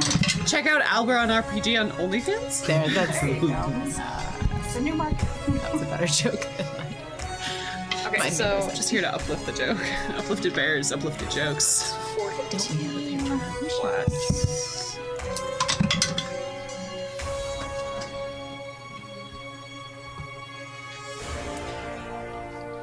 Total of 28 points of healing into Cheshire. As this archer just Wait, what? I apologize. I just was thinking about molasses. So this healing weirdly slow, like molasses, but it surges into you, and you do get this burst of radiant healing energy. Anything else, Minka? So that was my action. For my bonus action, I don't really have much of bonus actions actually. I am gonna pick up rocks to infuse them with magic. Okay, you pick up some rocks. There are some on the ground. They're very small, but you can find them. Yeah. Mostly caused actually by you breaking the terrain a little bit earlier. Anything else, Minka? After running that way, I'm then gonna use the rest of my move, so it's 5, 10, 20, 25, 30, 35. Move back this way. Okay. That is your turn, Minka. That brings us to Billy. Billy, the healing energy surges into you. You feel a little bit more in control of yourself. What are you doing? Oh, yeah, that sucked. That sucked a lot. Hi. Thank you. Thank you. And Billy is going to, Billy wants to get back in the fight, but Billy doesn't want to get back in the fight. Billy is going to head towards the molasses cube. Only Billy had some sort of ranged spell How attack far? a cantrip maybe, so she doesn't waste spell slots. Billy's trying to get up the thing. Billy's going to go up to the gobos. Okay. Billy's gonna green flame blade. Okay. Make your attack roll. You step up, you can see one of the goblins climbing through the rubble. They've fallen and their leg got stuck, so they just tore the rest away. They are making their way through them. That's a 24. Okay, 24 hits. Wasn't expecting that. Hold on for dice. You were expecting a 24 to hit a broken goblin? I wasn't expecting to roll and be okay. able to hit. So I'm going to spend to make that a slashing flourish. So that's... Oh, that sucks. 11 points of magical piercing to the goblin that she hit. Okay. 3 points of fire damage to that same goblin. Okay. 1 point of magical piercing to the goblin that she hit and the creature in the closest proximity, which I think is the ooze. Yep. And What kind of damage is that? that's magical piercing. Okay. And 7 points of fire damage to the ooze. Okay. That 7 points of fire damage to the ooze, as it rips into this, you see the entire gelatinous mass of it just recoil. And for the first time, you hear this as it kind of pulls away. The goblins kind of pull around with it. The goblins that are further away, they pull away as well. There is an aversion to fire, and you get the sense that you've imposed disadvantage on them on their next attack. But, anything else, Billy? Fire's the thing. Okay. That is your turn, Billy. That brings us to Valis. Valis, Directly ahead of you, there is a wall of dripping molasses. don't want to go in that. Palace doesn't know why, but that feels historically significant. Some disaster, perhaps. He pulls out a javelin and starts doing like this, Okay. and then he's going to throw it at this ooze and hoping to again, and he knows it's a long shot. Okay. But he's going to try to hit the string. Sure. Make your attack roll. Love it. That's like an Ori level trick shot. Yeah. It's like, We transit. Natural 20! What did I need? Roll damage on that. Was that the DC? Oh man, no. I mean the AC is made a little bit higher. It's not. It's. I can't tell you what it is. No, that's But natural 20 certainly hits. Any chance you'll let me smite this? Because you know I can't usually smite on range attacks. You can't smite on range, unfortunately. even worst. the rule of cool cannot save you now. There's a Alright, way that you so- can make it happen. 15 magical. 15 just regular piercing because it's just a javelin. Okay. Was that already doubled? Yes. Okay. Wait, 14. 14. 14. Okay. man. Because maths. Okay. Anything else? Is it still? What happens to the javelin? So as the javelin goes through, there is almost no real movement. You do see this kind of snap and like the kind of beginnings of a movement and to sever. It looks like this ooze is still up and still existing. There's definitely an effect, but you're not sure what it is yet. You do see the tendril up and away. Is it an action or like an attack to use one of the magic stones? It is an attack. Okay. I see Minka's holding some stones. Can I like grab one and just do my second attack with it?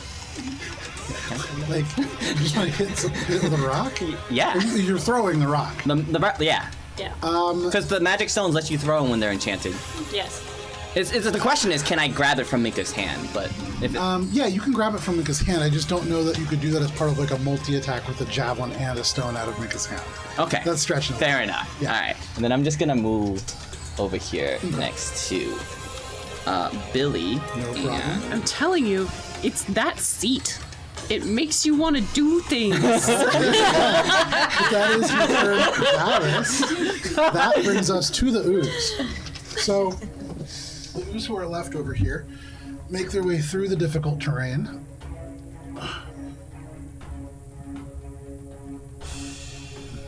This guy has to be here. These guys over here.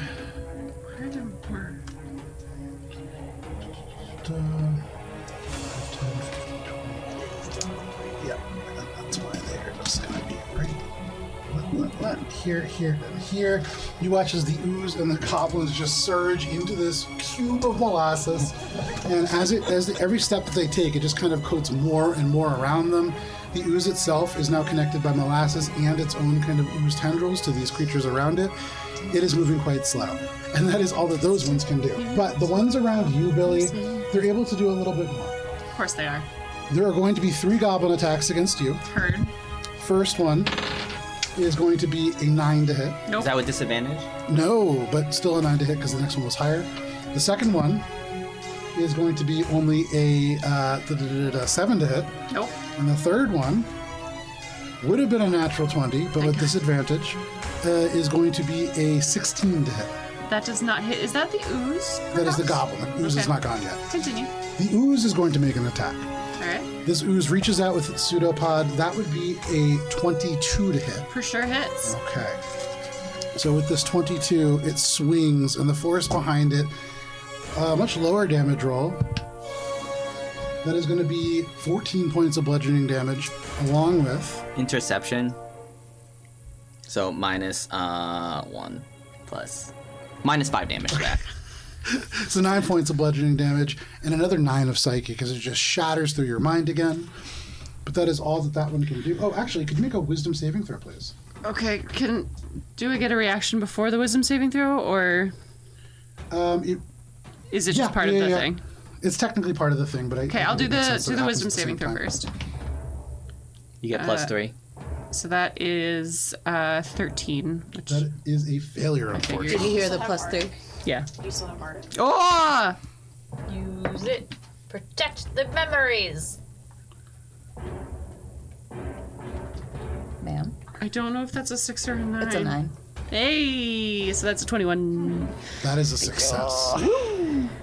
For just a moment, you remember just a conversation that you had with Ori, one of the very first times where you were going to start, like, actually felt some kind of a connection, and then Ori said something dumb, and you're like, come on, man. And that almost is pulled away from you, but you hold on to it.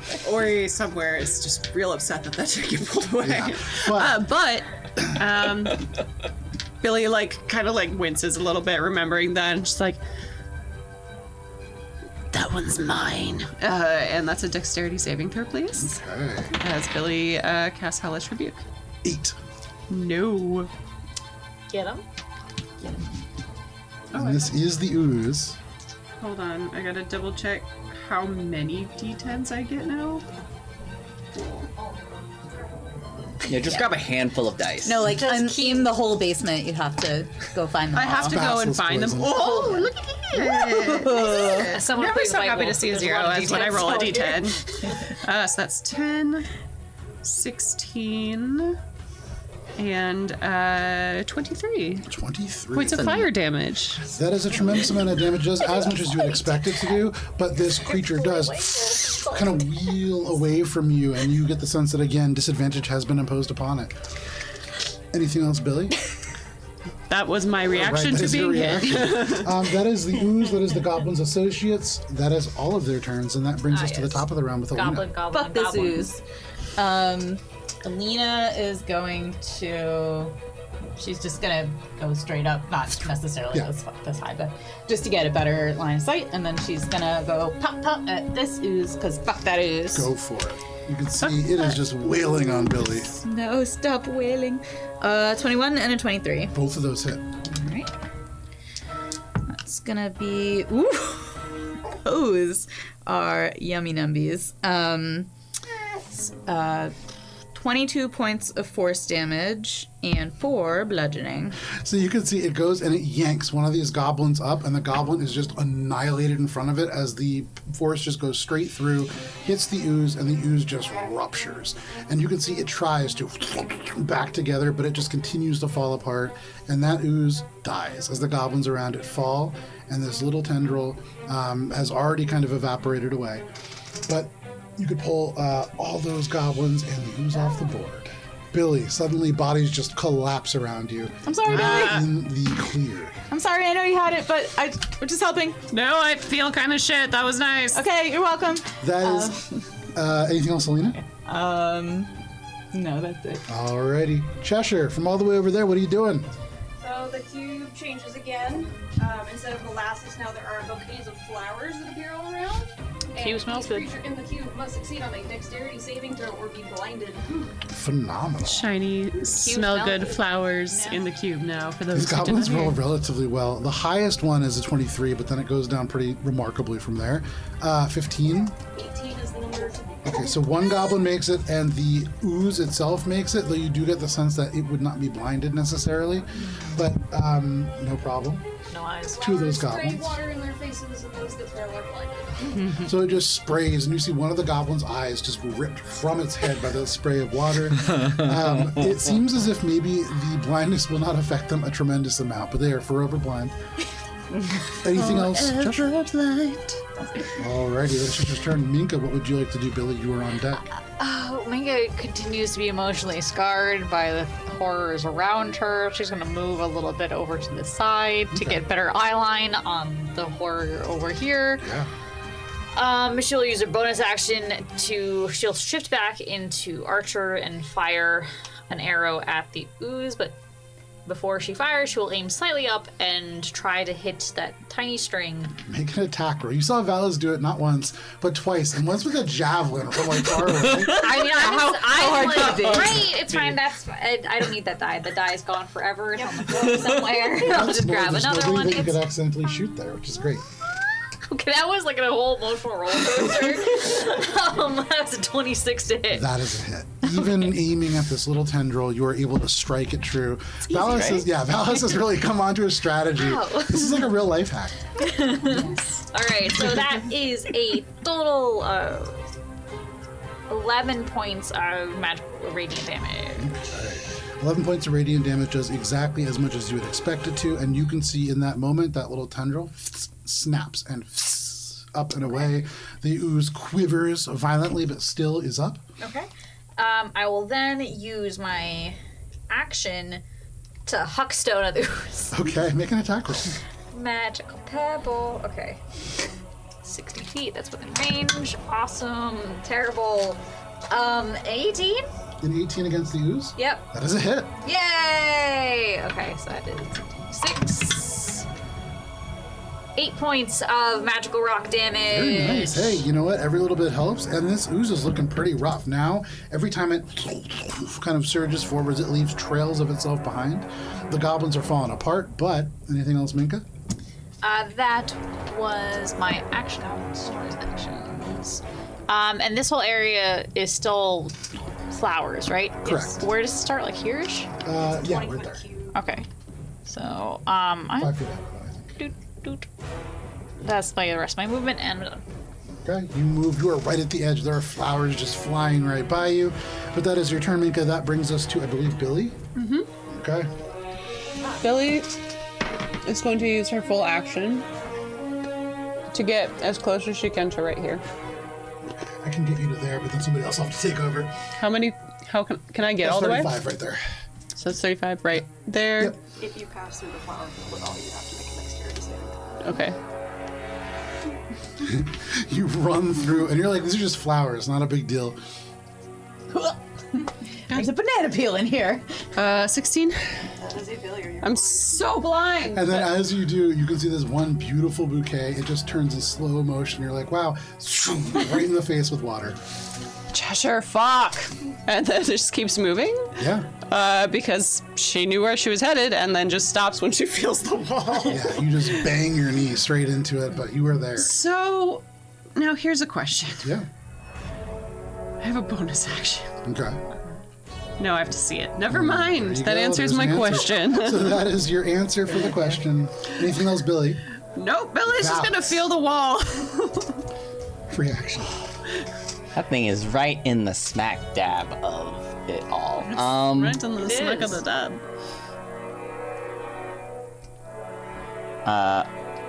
Are you holding a stone out by any chance? Yes, I have 2 more stones in my hands. Bro! Make an attack roll. I believe you also would need to make it. Well, first you would need to make a dexterity saving throw. I don't think I'm in it. It's a 20-foot cube, Oh, right? you're right. Yeah. Sorry, I have a little bit of a hard time telling where the corner is. It looks like if this is the center, it goes from here to here. Okay. Right? Then you are safe. I am chucking at the ooze. I forget, is the ooze blind? As far as you could tell. Okay, so do I have advantage on the attack? No. Yeah, because They don't have is vision. just Oh! ooze just don't have You do eyes. see like water like spraying into it as Billy, and Billy is certainly affected. The ooze seems less so. This attack is made with your modifier, Yes. right? So you get a plus 10. That will be a 27 to hit. 27 hits. And what's the 1d6 plus 5. 7? 7 points of damage. That rips into the ooze, but it is still up. Okay. Anything else? Let's see. No, I guess I'll just wait here and not go into the magical field of. You're about to, then you see Billy just spray the water, and you're like, ooh, that's not a great time. So you hold back. That does bring us to the ooze. The ooze are... Billy just went that direction. It's not a difficult terrain anymore, right? No, it is not. Fuck! So 5, 10, 15, 20, 25. Oh, perfect. No. Wow. God damn it! Sorry for my camera. And this guy will not get an attack on Billy. So, Billy, you do take 2 goblin attacks as they swing with their tiny little cutlasses. One of them is going to be a 23, the other is a 12. 23 hits. You take 4 points of slashing damage. Ow! Can you make a wisdom saving throw, please? God damn. Oh, sorry, no, not for this guy. My fault. You do take an additional 10 Great, points because of I psychic don't know where that damage. dice though. went. You do take an additional points of 10 psychic damage. though. Heard. So, The ooze is going to take an attack against you. so wait, 10 points of psychic damage, you said? Correct. The ooze, as the pseudopod swings out, is a 14 to hit.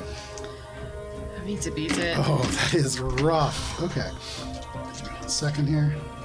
The second we find Billy. anything that plus his AC. Just That is a nice 17 points of bludgeoning damage. Bye! And you Oh no. sink down and you fall. And Don't think you're blinded anymore. make a wisdom saving throw at disadvantage. ooh. Oh. Bye, my memory is. Oh. Oh, I should get stuff out of my tray. I'm danning it up. That's a 9. There's a moment that you remember walking along a darkened trail, and you had these brigands that just came out of nowhere and attacked. You were able to help an individual, but you can't quite remember who. And though you remember all the subsequent memories, an important one is lost. You feel that just disappear off and into the air. And then, because the tendril is no longer connected, just floods back into your subconscious. Wait, what? You get the memory back because the tendril is disconnected by Minka. Hell yeah! You are in darkness, but you have your memories. All the oozes, and that brings us to the top of the round to Alina. Alina, you are up on the top. You watch as Billy just goes down and is surrounded now by goblins and ooze. Well, let's pop the ooze as a start, and then we'll go from there.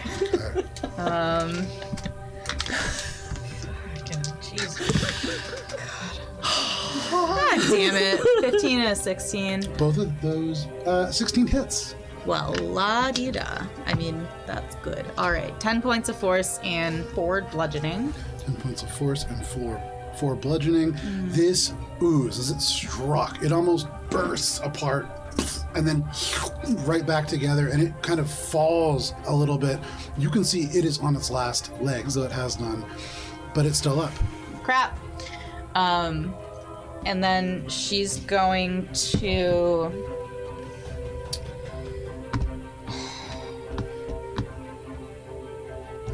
She's going to use her movement, which is 35 feet, plus a bonus action Misty Step to get down to Billy. Okay.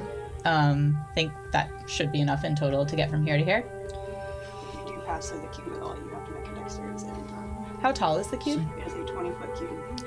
So you can coast over it and the Misty Step down. from 30 Yeah. feet. Yeah, Okay. you can do it. All right, and she's just gonna pop down right here, like protectively, Okay. with Almost a fist up or with her staff up. I She's like, gotcha. Almost no sooner does Billy hit the ground than you just up here directly over top. Your hooves skitter in the sand here. But anything else, Alina? "Get away!" Free action getaway. That brings us to Cheshire. So I can move the cube up to 10 feet. I'm moving it 10 feet that way.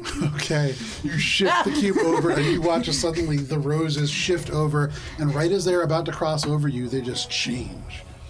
And we're back to each creature in the cube must succeed on a wisdom saving throw or begin giggling, and our incapacitated must start or move in a random direction. God damn it! The ooze gets a natural 20. Unaffected What kind of by save? that. Wisdom. This is against a magical effect, right? One So of I the get goblins advantage. gets a natural 20, and then the other goblin gets a 14. And so unfortunately, they're all not moving because they are attached at the hip. I got a 19. That's a success. Oh yeah. The goblin that is furthest from Alina is incapacitated. Giggling.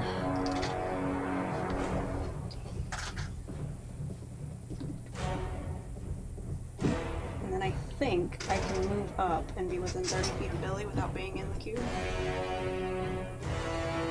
It would be 30 of Alina, not Billy. Even if I go diagonal. I think so, yeah. Okay. Then never mind. Okay. You hang out right there. That is your turn, Cheshire. That brings us to Minka. All right, let's see.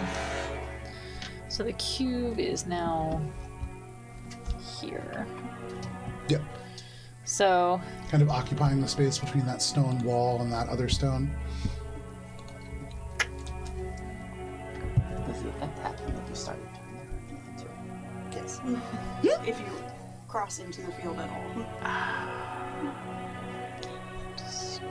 Granted, every time it shifts, it ends the last effect, so...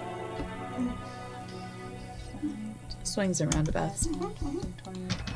perfect. All right, Ming's gonna stand right here. Shift back to Chalice. She will cast a first level healing word as her bonus action on Billy, Okay. which I believe is 1d4 plus 1d4. And then she will also use the Chalice power on Billy. So that is a total of it's 2, 7, 14, 18, 24 points of healing on Billy. Okay. And then she will hawk a stone of the ooze. All right, make your attack roll on My the ooze. final Billy, stone. you surge to life on the ground. Alina is standing over you, as is almost always the case when you come back to conversation. You're used to seeing the end of that fur little cowtail. Do I have to make? No, it's on my turn. Yeah. 21 to hit the ooze. 21 is a hit. And that is a total of 10 magical rock damage. Minka, tell us how it happened. Thank God. So, seeing Billy go down and all this hectic stuff, she brings Billy back up and just like with a echoing yell of Billy, and then just hugs it with all her might, just closes her eyes and just prays that she'll actually hit the ooze. And it just kind of just hits and then like passes through and like clatters on the ground behind, and then she like peeks open and to see if the ooze actually gets punctured or not. There you go. And as you throw, it goes dead center in this ooze. It goes like right by your face, Alina. Even for you, Billy, as you turn over on your back, you see it go straight over top, and then it strikes the ooze right as the pseudopod reaches out and just bursts in front of you and just becomes dust atop you, Billy. And all of you are out of initiative. Hey Joe, remember when I said I'd be happy if I died to an Netflix? Yeah. Came close. I don't know what you're talking about. And because it is 8:55, we're going to step away for a quick break, and we'll be back at the end of a little timer that you should see, I think, down there on your No, screen. it's this No, over it's here. Right here. We're about to see. We'll see you then. It's outside. Yeah.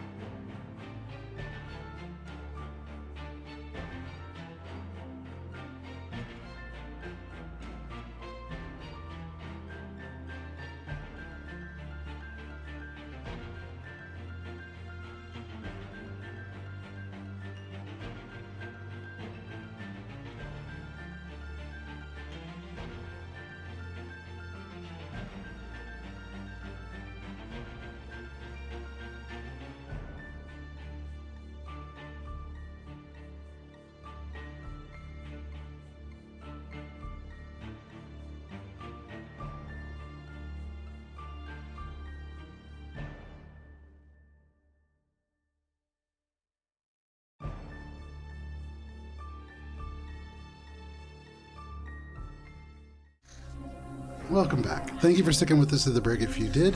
If you didn't, we're playing D&D and you're here now. And everything's fine. Fine. Fine. We return after the combat with a number of oozes. The battlefield is still just right here, but you have vanquished the oozes and they're attached sort of goblin husks, all of which have kind of crumbled apart into sort of damp mounds of goblin parts and other things. In front of you, there is this space. There is that kind of shaft of clearer space through. What are you all doing? Cheshire would let the field go one more round, Okay. which then becomes the flowers again. So Nice. everybody in the area does need to make a dexterity saving throw. And so, Billy, you come to suddenly gasping to life, and then this bouquet in front of your face just squirts water directly. 15? 16 is also failure. Blinded. And then she would just There you go. Thank you, Cheshire. not saying you need a bath, but I mean, I think we all probably do. Minka's gonna channel the dragon and then fly up here and investigate what's Okay. going on up here. Alina's just gonna help Billy to her feet. You fly You up. know, dust. Below the central tower, raised up on a platform of stone that itself sits on a raised shelf of rock, there is up on where you can see that kind of circle, a complex system of glyphs and runes that surround a beautifully carved star of glowing, quietly pulsing red. I would say, Minka, for free, you see some kind of enchanted amethyst that has been kind of ground down and then used to create these sort of chalk-like patterns in the stone.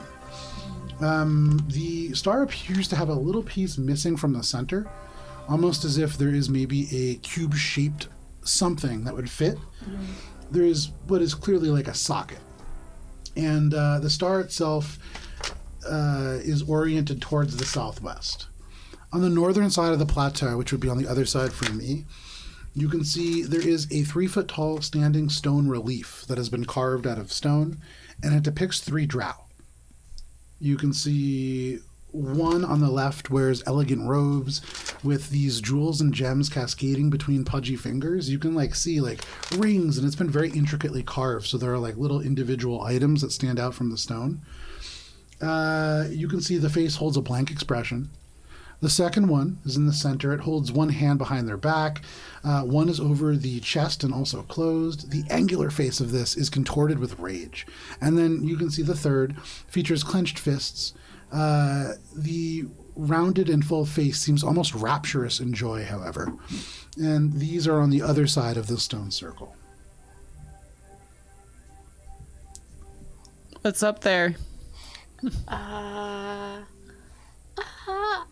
Something that looks kind of like a teleportation circle. Make an Arcana check. Ooh, my specialty. That's gone forever. Six. Yes. With a 6, you look, and yeah, it could be a teleportation circle. It looks kind of like the ones that you've seen. It's a circle. Yeah. There's a circle and it has an amethyst, some runes, and a missing bit. does that sound like anything to me? Make an Arcana check. There's also a very odd relief. I don't know how to feel about it. An otter leaf? Alina's gonna be like, "You want to go take a look?" Scoop and flies them both up. 27. 27.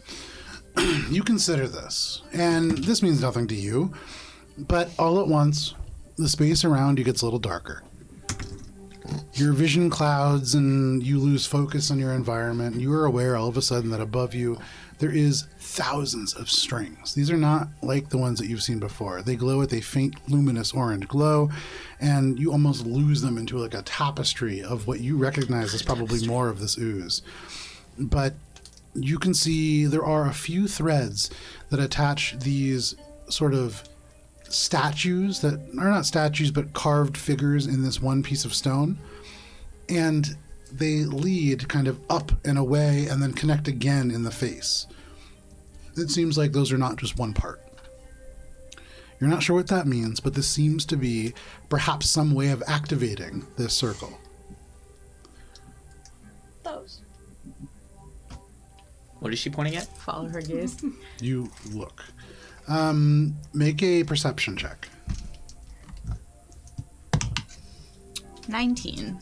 With a 19, the faces of these statues do not match the bodies. Alina's like, yes, good call. Look, the heads, I think they might need to be swapped around. Oh. The angry face looks like it should go with the clenched fist. Yeah. That was phenomenally sneaky, and we didn't notice at all. I know. I was like, how do I make? But it's I think if you sticky. had just opened it like this, No, we would've I was seen trying happen. to. would've It been was less stuck. distracting. It was stuck. Because you were trying to be so sneaky about it. I was just trying to move it away from the mic.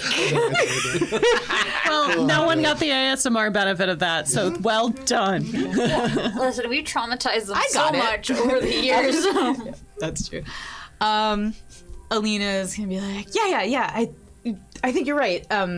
And then before anyone touches it, like, she's just gonna kind of inspect it for any sort of maybe arcane traps. Make an Arcana check. Hell yeah. Dirty 20.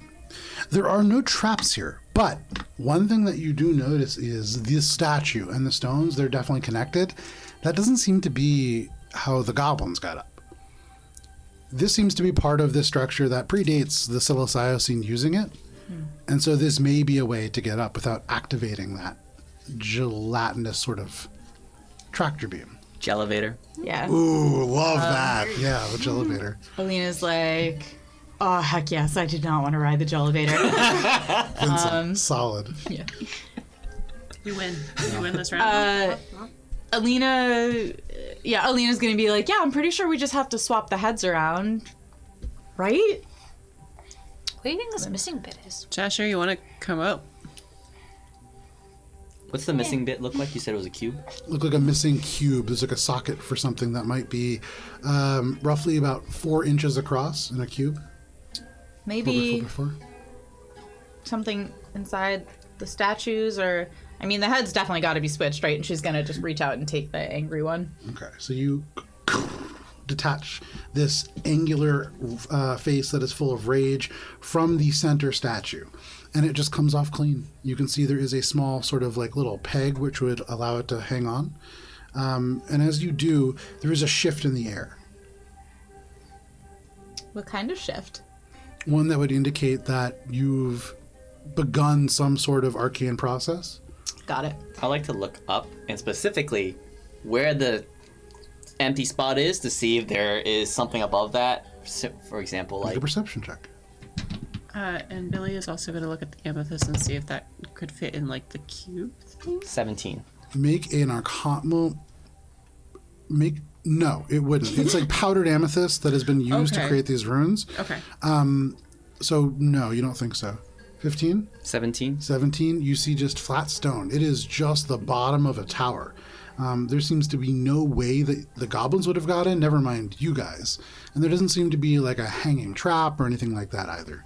I'm not looking for a hanging trap. I'm trying to see if this thing, if it's an elevator, and when it goes down, the bottom of it will like the thing that's missing is just kind of like the indent of the bottom of the elevator. That doesn't seem to be the case. You see nothing matching above. Okay. So we're not gonna get crushed immediately. Yeah, that's what I was Not trying to figure out. immediately. It's Sort gonna of- be like a what do they call them? The thwomps in not a Actually sponsor. just flies up and smashes you into the bottom. I saw this in this weird play once. It was like you use a sending stone to talk to. I think they always cast a stereotypical dwarf, and then you get Canonically, there's a lot of theater that happens in Thornholm too. like magicked to another place, but you have to use like they weirdly put the sending stones like on their chest for some reason. They always wear different colors. He didn't want red. So can you please describe these statues again? Yeah. The faces of The one on the left is wearing elegant robes with jewels and gems cascading between pudgy fingers. The face holds a very blank expression. The second statue, without a face currently, holds one hand behind their back and one over a closed chest. The face that you hold in your hand is angular and contorted with rage. The third figure has clenched fists though the round and full face seems almost rapturous in joy. So Okay. I'm Pudgy thinking- fingers, round face. And she's gonna do Billy, it. Billy I'm gonna will grab Okay. one of the faces. Are Billy you doing grabs this? the round face. And I'll grab the other face, Stoic. the So stoic round face. face to pudgy fingers, stoic face to, The only one that's left. Hands like this, yeah. okay, This guy. and then the one with rapturous joy. That is a round face. Okay, so you match these Pudgy faces face, up. pudgy fingers. When you put all three of them into place, there is a sudden rapid shift in the air where it gets just a little bit chillier, and you recognize it's because a seam has emerged just in the stone. And there is a rotation of a stone piece that reveals a cavity within. And for just a moment, there is a flash of red light that spills out from within, and it almost seems to stretch out and reach towards the circle, which begins to glow as well. This feels And bad. when that flash goes down, there is a glowing red cube of amethyst that just pulses with light. And I would say, did anybody on their Arcana checks go above an 18? I didn't make one. Make an Arcana Can I check. make one? Yeah. 27. Let's see. 24. Valis, in your studies, you have read about arc lights before. You've never seen one that looks like a cube, but that seems to be very similar. And looking at this crushed element on the ground, this seems to be the rest of this arc light that would make it more of an complex gem-like shape that has been crushed and powdered to form some kind of a ritual circle. And as the arc light began to glow, the circle did as well. You look at this cube space and you recognize that that arc light cube will probably complete this circle. And when you put it in, anything aboard the circle will end up in the paired destination. And looking up, there is no visible way in, but this would certainly allow you to pass through. All right, I pick up the cube and then I tell the group that, and I tell them everything I just learned. When Everybody he's- follow? For you, Cheshire, you don't know any of this, but in your mind, you just feel the word arclight sink in. When he says this, Billy remembers the arc light from the Emerald Spire, which Yeah. were green to match the Emerald Spire there. Correct.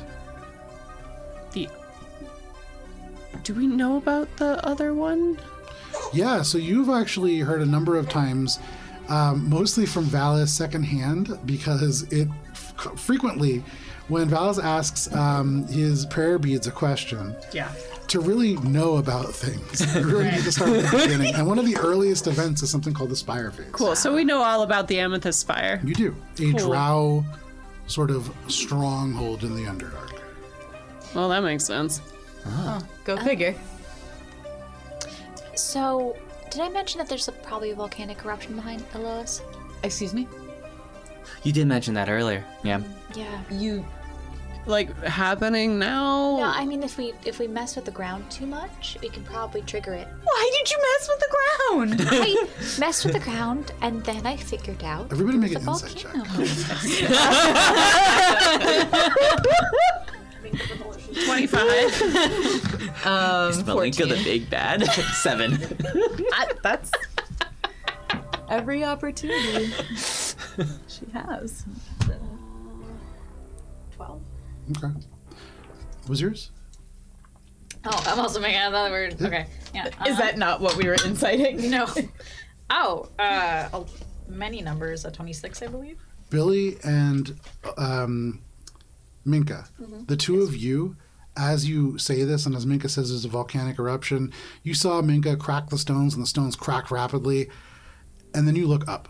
And hanging above this fragile ground, there are 7 stone towers that hang from these chains, and should one fall, it would probably do substantial damage to the ground. And there seems to be maybe a fail-safe intended by that.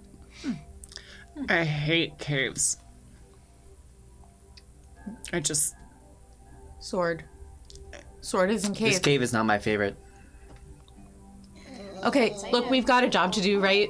So All aboard? What? Do we need to? Does anyone need any healing before we go up? I mean, always.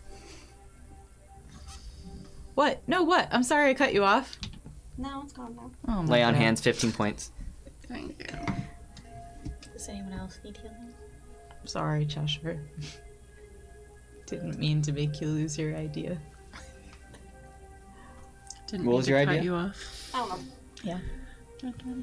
Oh, like Hannah cut off Tina, and then it made it so that now Cheshire isn't going to say what she was going to say. So what are you all doing? You hold the cube in your hands, Vals. Yep. Are we ready? Alina kind of gestures for everybody to get on the Chester, thing. you going up? Yeah. Okay. You crowd in with these losers, suddenly kind of wedging in. Oh, sorry, everybody. Ori kind of makes his way on as well. Ori apologized? Out of character for him, I guess. Yeah. He's shooken up by this battle. But all of you stand aboard this circle. You putting this cube in? I cast Bless just in case. Sure. At second level. It'll be. Let's see. I'll roll to see who doesn't get it. Billy doesn't get it. Sorry. Everyone else has Bless. Oh, man. Billy, you don't feel blessed. But You did get everybody else healed. does. Billy hates caves. Alina's like, you can have my bless. I put the cube in. Okay. I mean, we're all on the thing, right? In the circle. Yeah, Okay, I put the cube in. put the cube in. I put the cube in. If I die here, I will haunt all of you. There is a blur of motion, like the world being left behind, but also like hard floor being shoved under your legs. Your knees buckle, and as they do, everything around you is different. Could you pull yourselves all off of this map, please? New map, new map. Same as old. What if I just turned it around? Oh man, that'd be dope. Alrighty. Oh man, museum putty. I love museum putty. This is such a great thing that you brought to me, Kara. Kara, the inventor of museum. Yes. Yes. Royalties should be paid. Please. I'd like to own a house. It's rough out here. But sadly, never to be.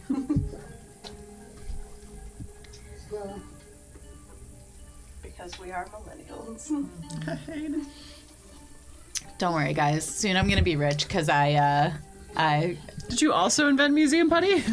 no, but I did make my Instagram where I only post photos of my dogs public, so I just gotta go viral. Monetize those pooches. Exactly. Listen, Okay. Hondo So- is definitely viral worthy. All of you are now suddenly still within this circle, but you find yourselves within a stone space. The room has glyphs and ruins that are below you, and they glow. Can we take a picture of that, please? And now. Wow. So you'll be able to see that on Albert on RPG. we changed the music real quick. Oh man, if only I had yakety sax. Just like that. You see, maybe the yakety sax was the friends we made along the way. There you go. You can see these inscribed ruins are kind of lowering in light as they finish the ritual. Around the circle, there is a room full of old storage, boxes, chests, barrels. There is statues towards the northern part of the room that are kind of wedged into these narrow alcoves. You can see there is a doorway on the south side. There's no door, but the doorway leads to a very narrow hallway that connects to, at the very far end, what you can see lit by this kind of flickering, kind of pulsing, reddish, almost ember-looking light, a staircase that kind of spirals up and up and up.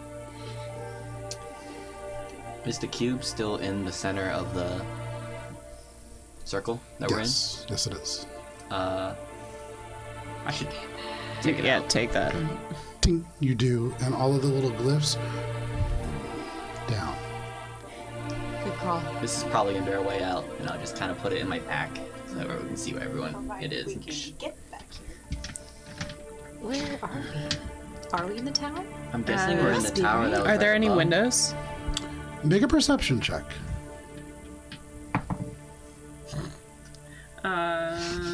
That's a 15. There's no windows.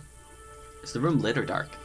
It is dimly lit, and the light that is coming out is from any sources that you may have, and then from down this hallway, just trickling out, dim light seems to be coming from a slightly brighter source that is illuminating the stairs. Minka has not dropped It is bright light. And with the bright light shining in this room, you can see there is no lack of tendrils of slime that do go up and along the ceiling and the seams between the bricks, and they connect to a couple of different things. Could everybody, aside from Billy, make perception checks? Billy, you can see that clearly. One connect to each of the statues in those alcoves. Billy points out the tendrils connecting to the statues. 11. Yes. 25. 25. 26. 26.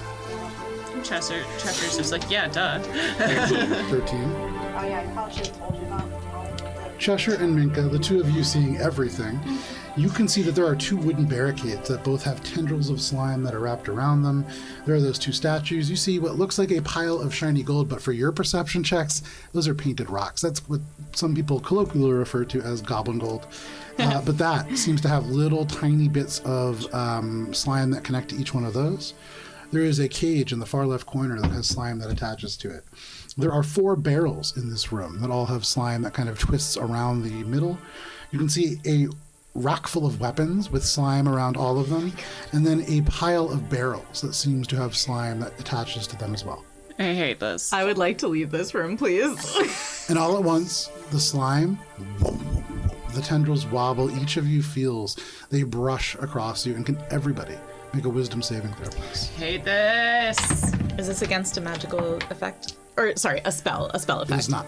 Everyone gets +3. Everyone except for Billy has Plus 1d4.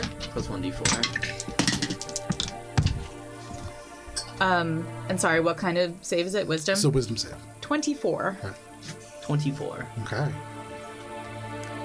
6. Nice. Yes, that's with the +3. 26. Okay. Minka? 28. Billy. Oh, wait. 7. Oh. Billy. Everybody feels this as these little tendrils just drift across all of you like sticky cobwebs. But for you, Billy, it lingers. And all at once, your mind sees a number of different visions. You see narrow caverns, you see twisted caves, places that are too tight. And in your mind, there is no voice to this, there is no sort of things, but you just feel words pressed in between the spaces in your brain, and you feel you do not like this here. And there is a rush, and you see darkened forests, and you see bogs, and you see open cities and stars in the sky, places that you haven't even really been. You recognize none of these things, but all of them better than where you are. And you feel, I can help. You see Alina's face, you see Minka's face, you see Valis's face, you see Cheshire's, you see others, people that you haven't seen in a long time, and you see strangers as well, and suddenly it is like you are standing in a darkened space and everything in front of you is just a sea of faces. Many goblin, many drow, and they just, one by one, just are pulled away. And you hear, I can help you. Come forward. We can work together. Does Billy feel compelled? No. It's just like an offer. No. You feel words, and there's no voice, there's no intonation. You don't even sense intent. This isn't like an intelligence. This is like nothing that you've ever felt. You're used to people looking over your shoulder. You're used to being dominated or charmed. This is none of those things. You are being shown a truth. Can Billy insight check Yeah, herself? make an insight check. What is happening?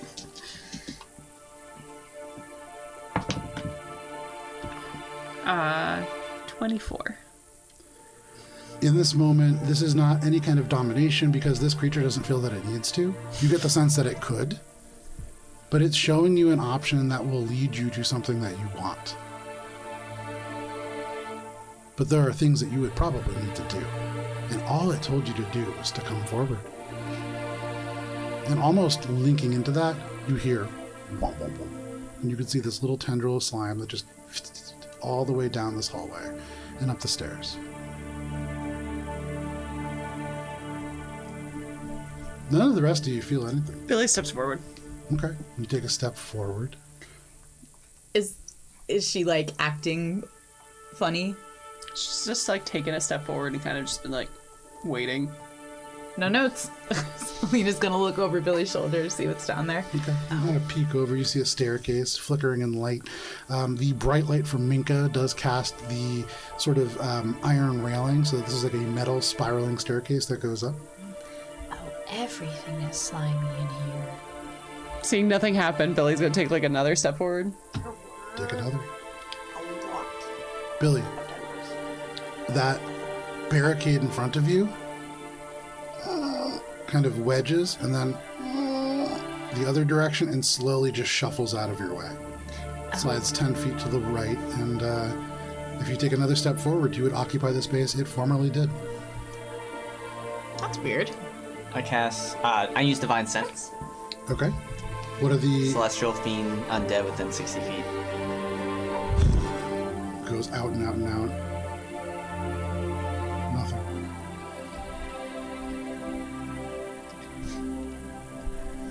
Is this door open as I see it? Yeah. We're all gonna I put the minis like that. who has done this? What a chaos. Billy goes all the way to the door. Billy can't go through the door on as this is, but I'm assuming Billy can go through the door in reality. Sure. What is reality? What is real? You walk through, and as you do, every step that you do, you feel little strands brush across you. And with each one, it's like there is a sharp memory that is brought forward. You remember emotions that you haven't felt for a long time. You remember people that you haven't thought of for a long time, primarily by choice. And it's like a little bit of a dagger each time. But no problem. And as you get to the door, there is suddenly once more this rush of words. And it says to you, I can take all of this away, but you must do something for me. Bring them. And you see again Alina's face, and Minka's face, and Valis' face, and Cheshire's face, and Ori's face. Bring them to me. And then suddenly you see this hallway. You zoom down it. You go up this spiral set of stairs. You can see this chaos of a room where there is just junk and debris that covers a door. But that parts in front of you, and you are through this door and up another flight of stairs. And you can see a glowing portal beyond. And it pulses. And you can feel from the red light something pull, as if this is where you need to go. You could see, make a perception check in this moment. And I would say make it at disadvantage because this is distracting.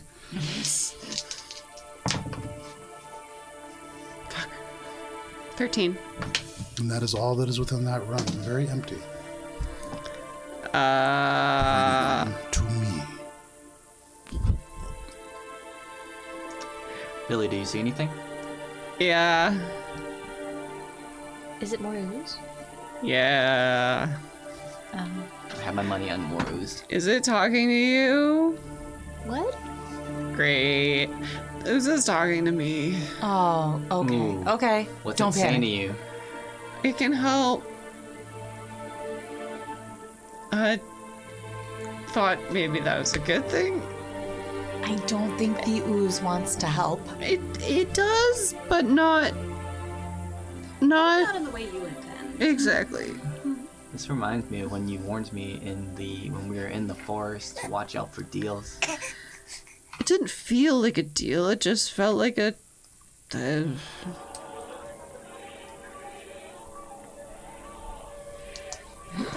Okay, well, Is that you hear that? Is it diegetic or not diegetic? No. What did it offer you?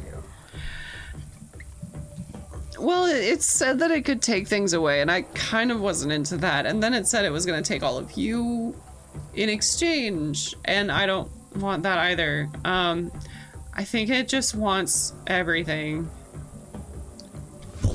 Suddenly, through your mind, there is a pulse. and you feel the words, no, I want freedom. You. And suddenly, three new faces. Want freedom. I want freedom. You see the aunties again closer. You want freedom. And then you are back to this present. Guys, we're in its jail. This is its jail. We've made bad choices. This is its jail. Minka's gonna look at Billy, and does she see a tendril attached to Billy anywhere, or is it hard to tell because there's just so much slime in this room? There's so much slime, but you can certainly see that where Billy is, there are these little strands that just lay across Billy's head and shoulders. They're not wrapped around, they're not inserting, but when Billy has these reactions, they're always in contact with the slime. Okay, so you don't freak out. You have several Tendrils of slime Yep. touching you. Yeah, it's all bad. Everything is bad. Well, get it off. I can't. Not you.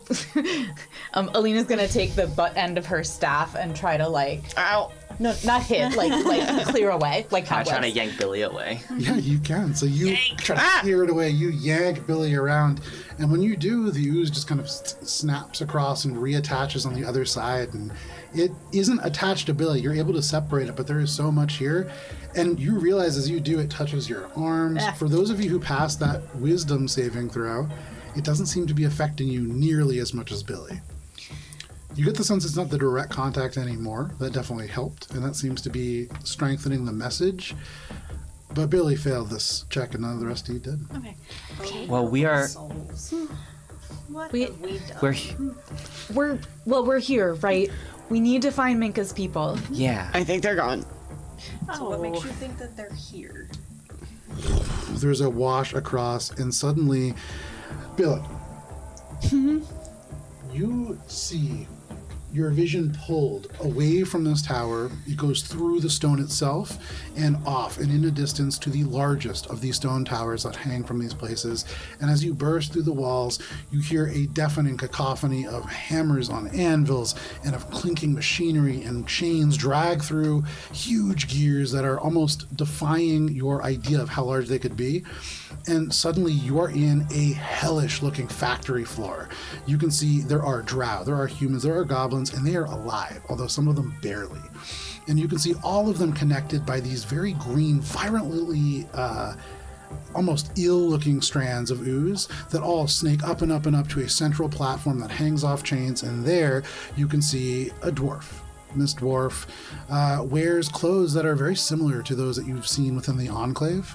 You can see they are attached to all of these things of ooze, and every time that they strike this sort of blade that they are crafting on this anvil, you can see there is a pulse, and the ooze seems to douse poison into them. And they sink just a little bit, but grit their teeth and they strike again. And you recognize that you are seeing many prisoners, some of whom are from the Enclave, and they are certainly alive for now. Make a perception check at disadvantage. They're not here. Our princess is in another castle. You're Mario. 13. 13. Not a sponsor. So to be clear, this is one of the stone structures that you are here within. And you get the sense that these are all connected, though maybe not physically. They've all got arc-like connections. Yeah, that would make sense. But for you, what was the perception check? 13. A 13. Oh, You see probably something like 20 different figures in the shadowy spaces here, but you don't make out more than that dwarf. And then you are back. Who were we looking for again? Lorimar, And he's... a dwarf? Yep, he's here. Okay, good. Not doing well. Oh, not he's good. He's all oozy. Oh, Everyone is oozy. no. Is he in this tower? I don't know. Okay, can the ooze get us there?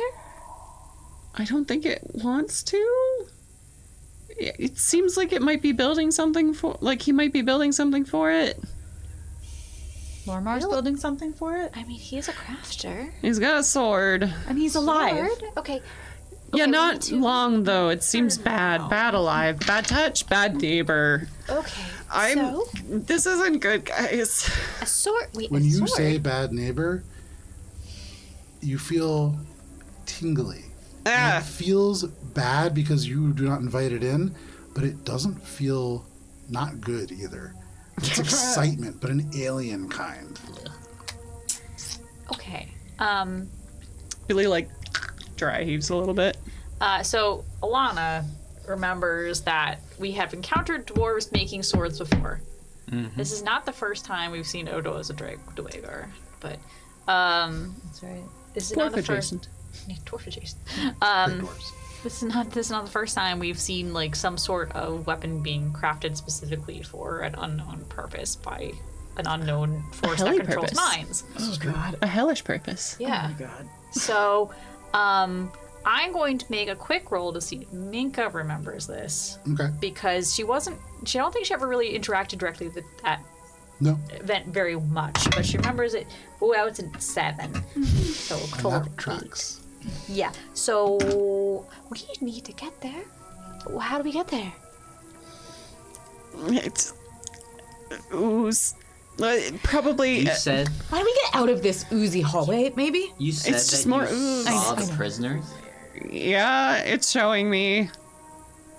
The Okay. trap is sprung, we're already in it. Yep. All right, let's go, I guess. Down the hallway? I don't want to be in the hallway. I mean, we kind of have to. I think there's more arc lights in here, and that's how they're all connected. Your choice Okay. is forward or back. All right, let's go. Forward.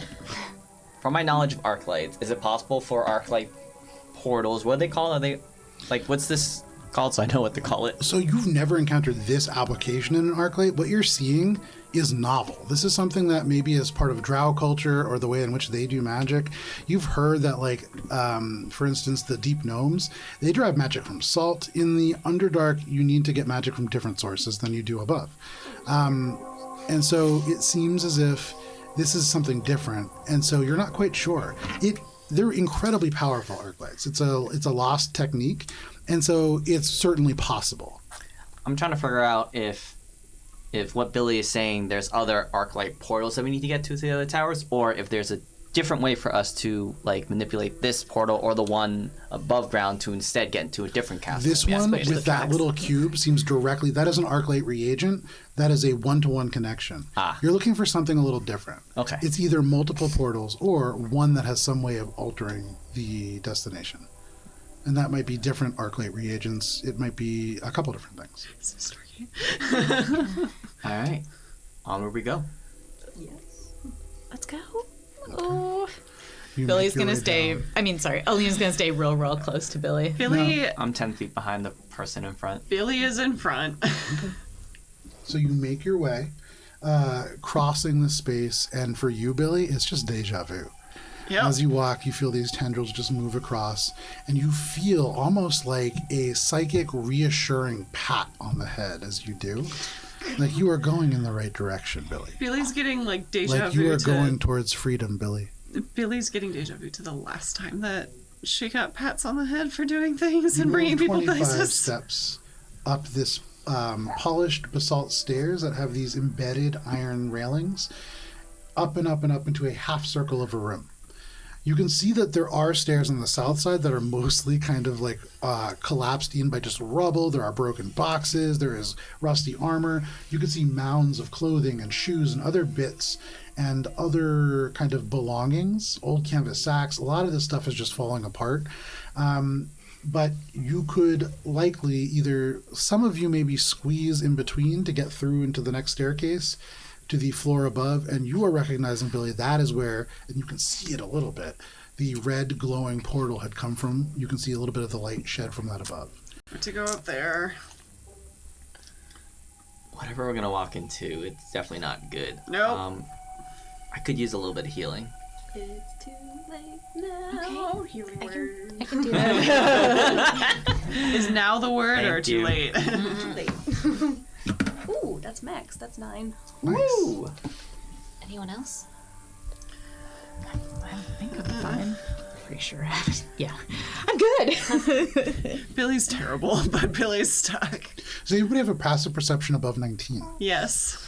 Who I else? think Ori does.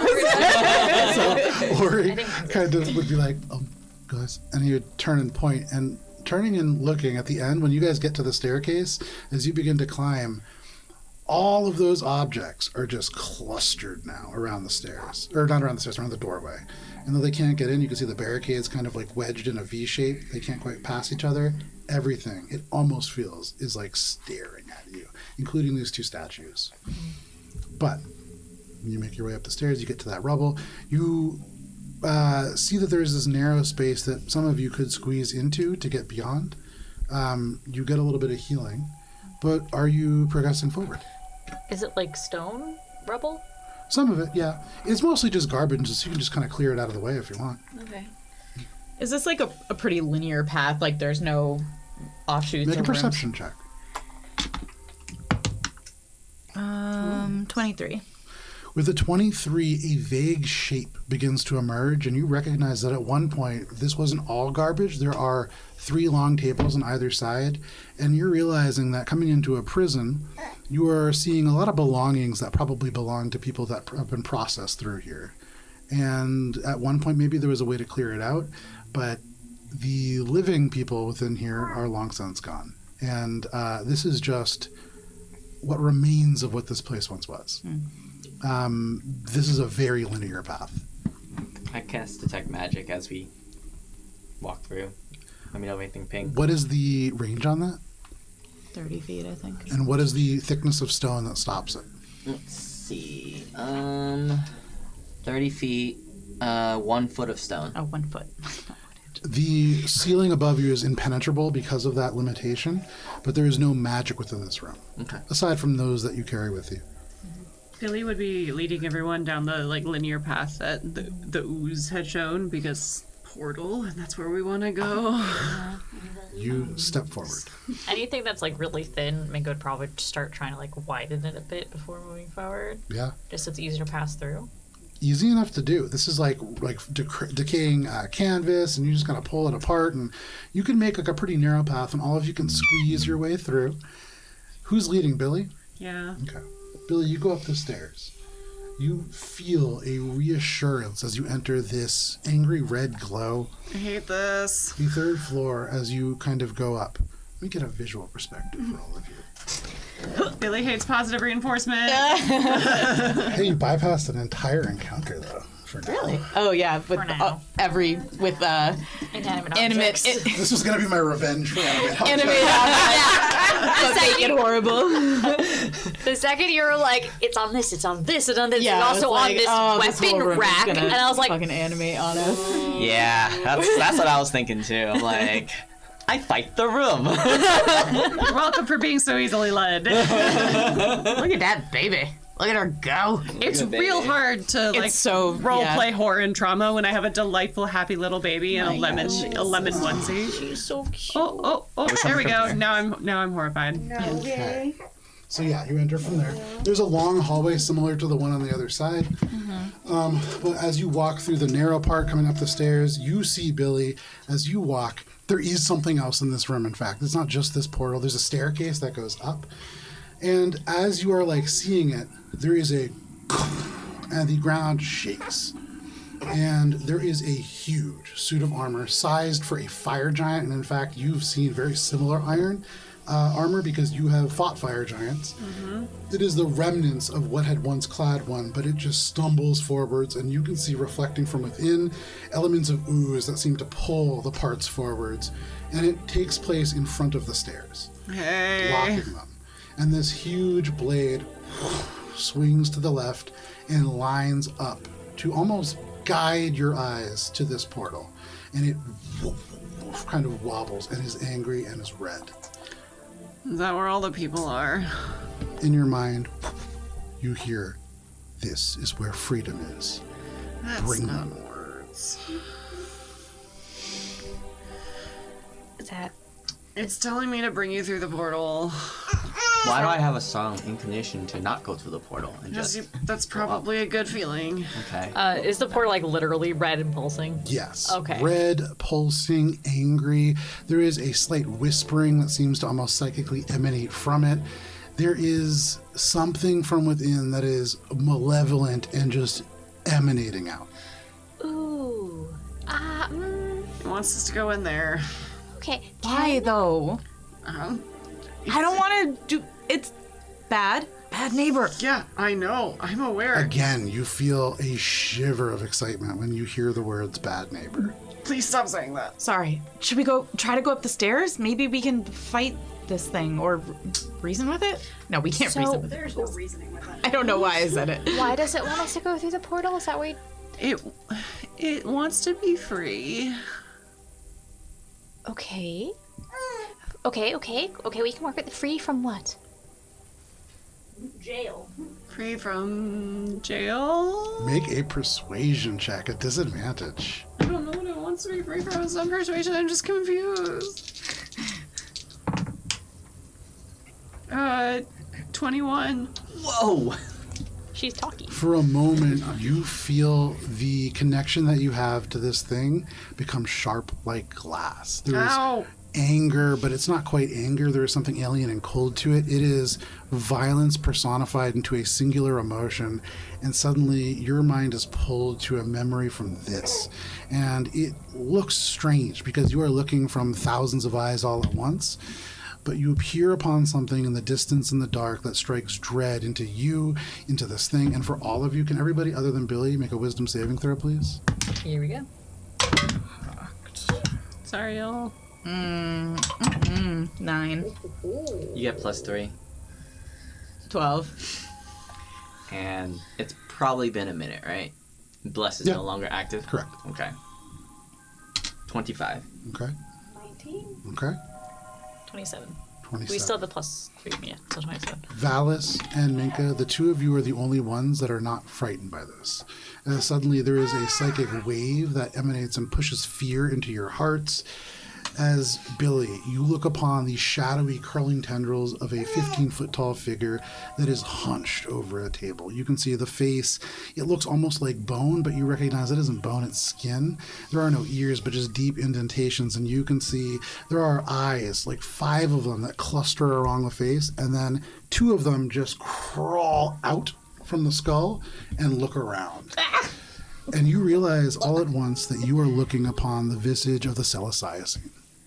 And this terrifies this creature. Billy pukes. And as Billy pukes, because it is 9:55, and a good place to stop, and a good place for all of you to think about what you want to do next. This is where we're going to end for the evening. But thank you for joining us for this session of Adventures in Alberon Courts of Everest. We're going to have another family-friendly session next week at 7 p.m. But if you can't wait that long, we are going to re-air our Starfinder and our D&D episodes on Sunday at Alberon RPG on YouTube. But please stay safe. We'll see you next week. Goodbye. Bye.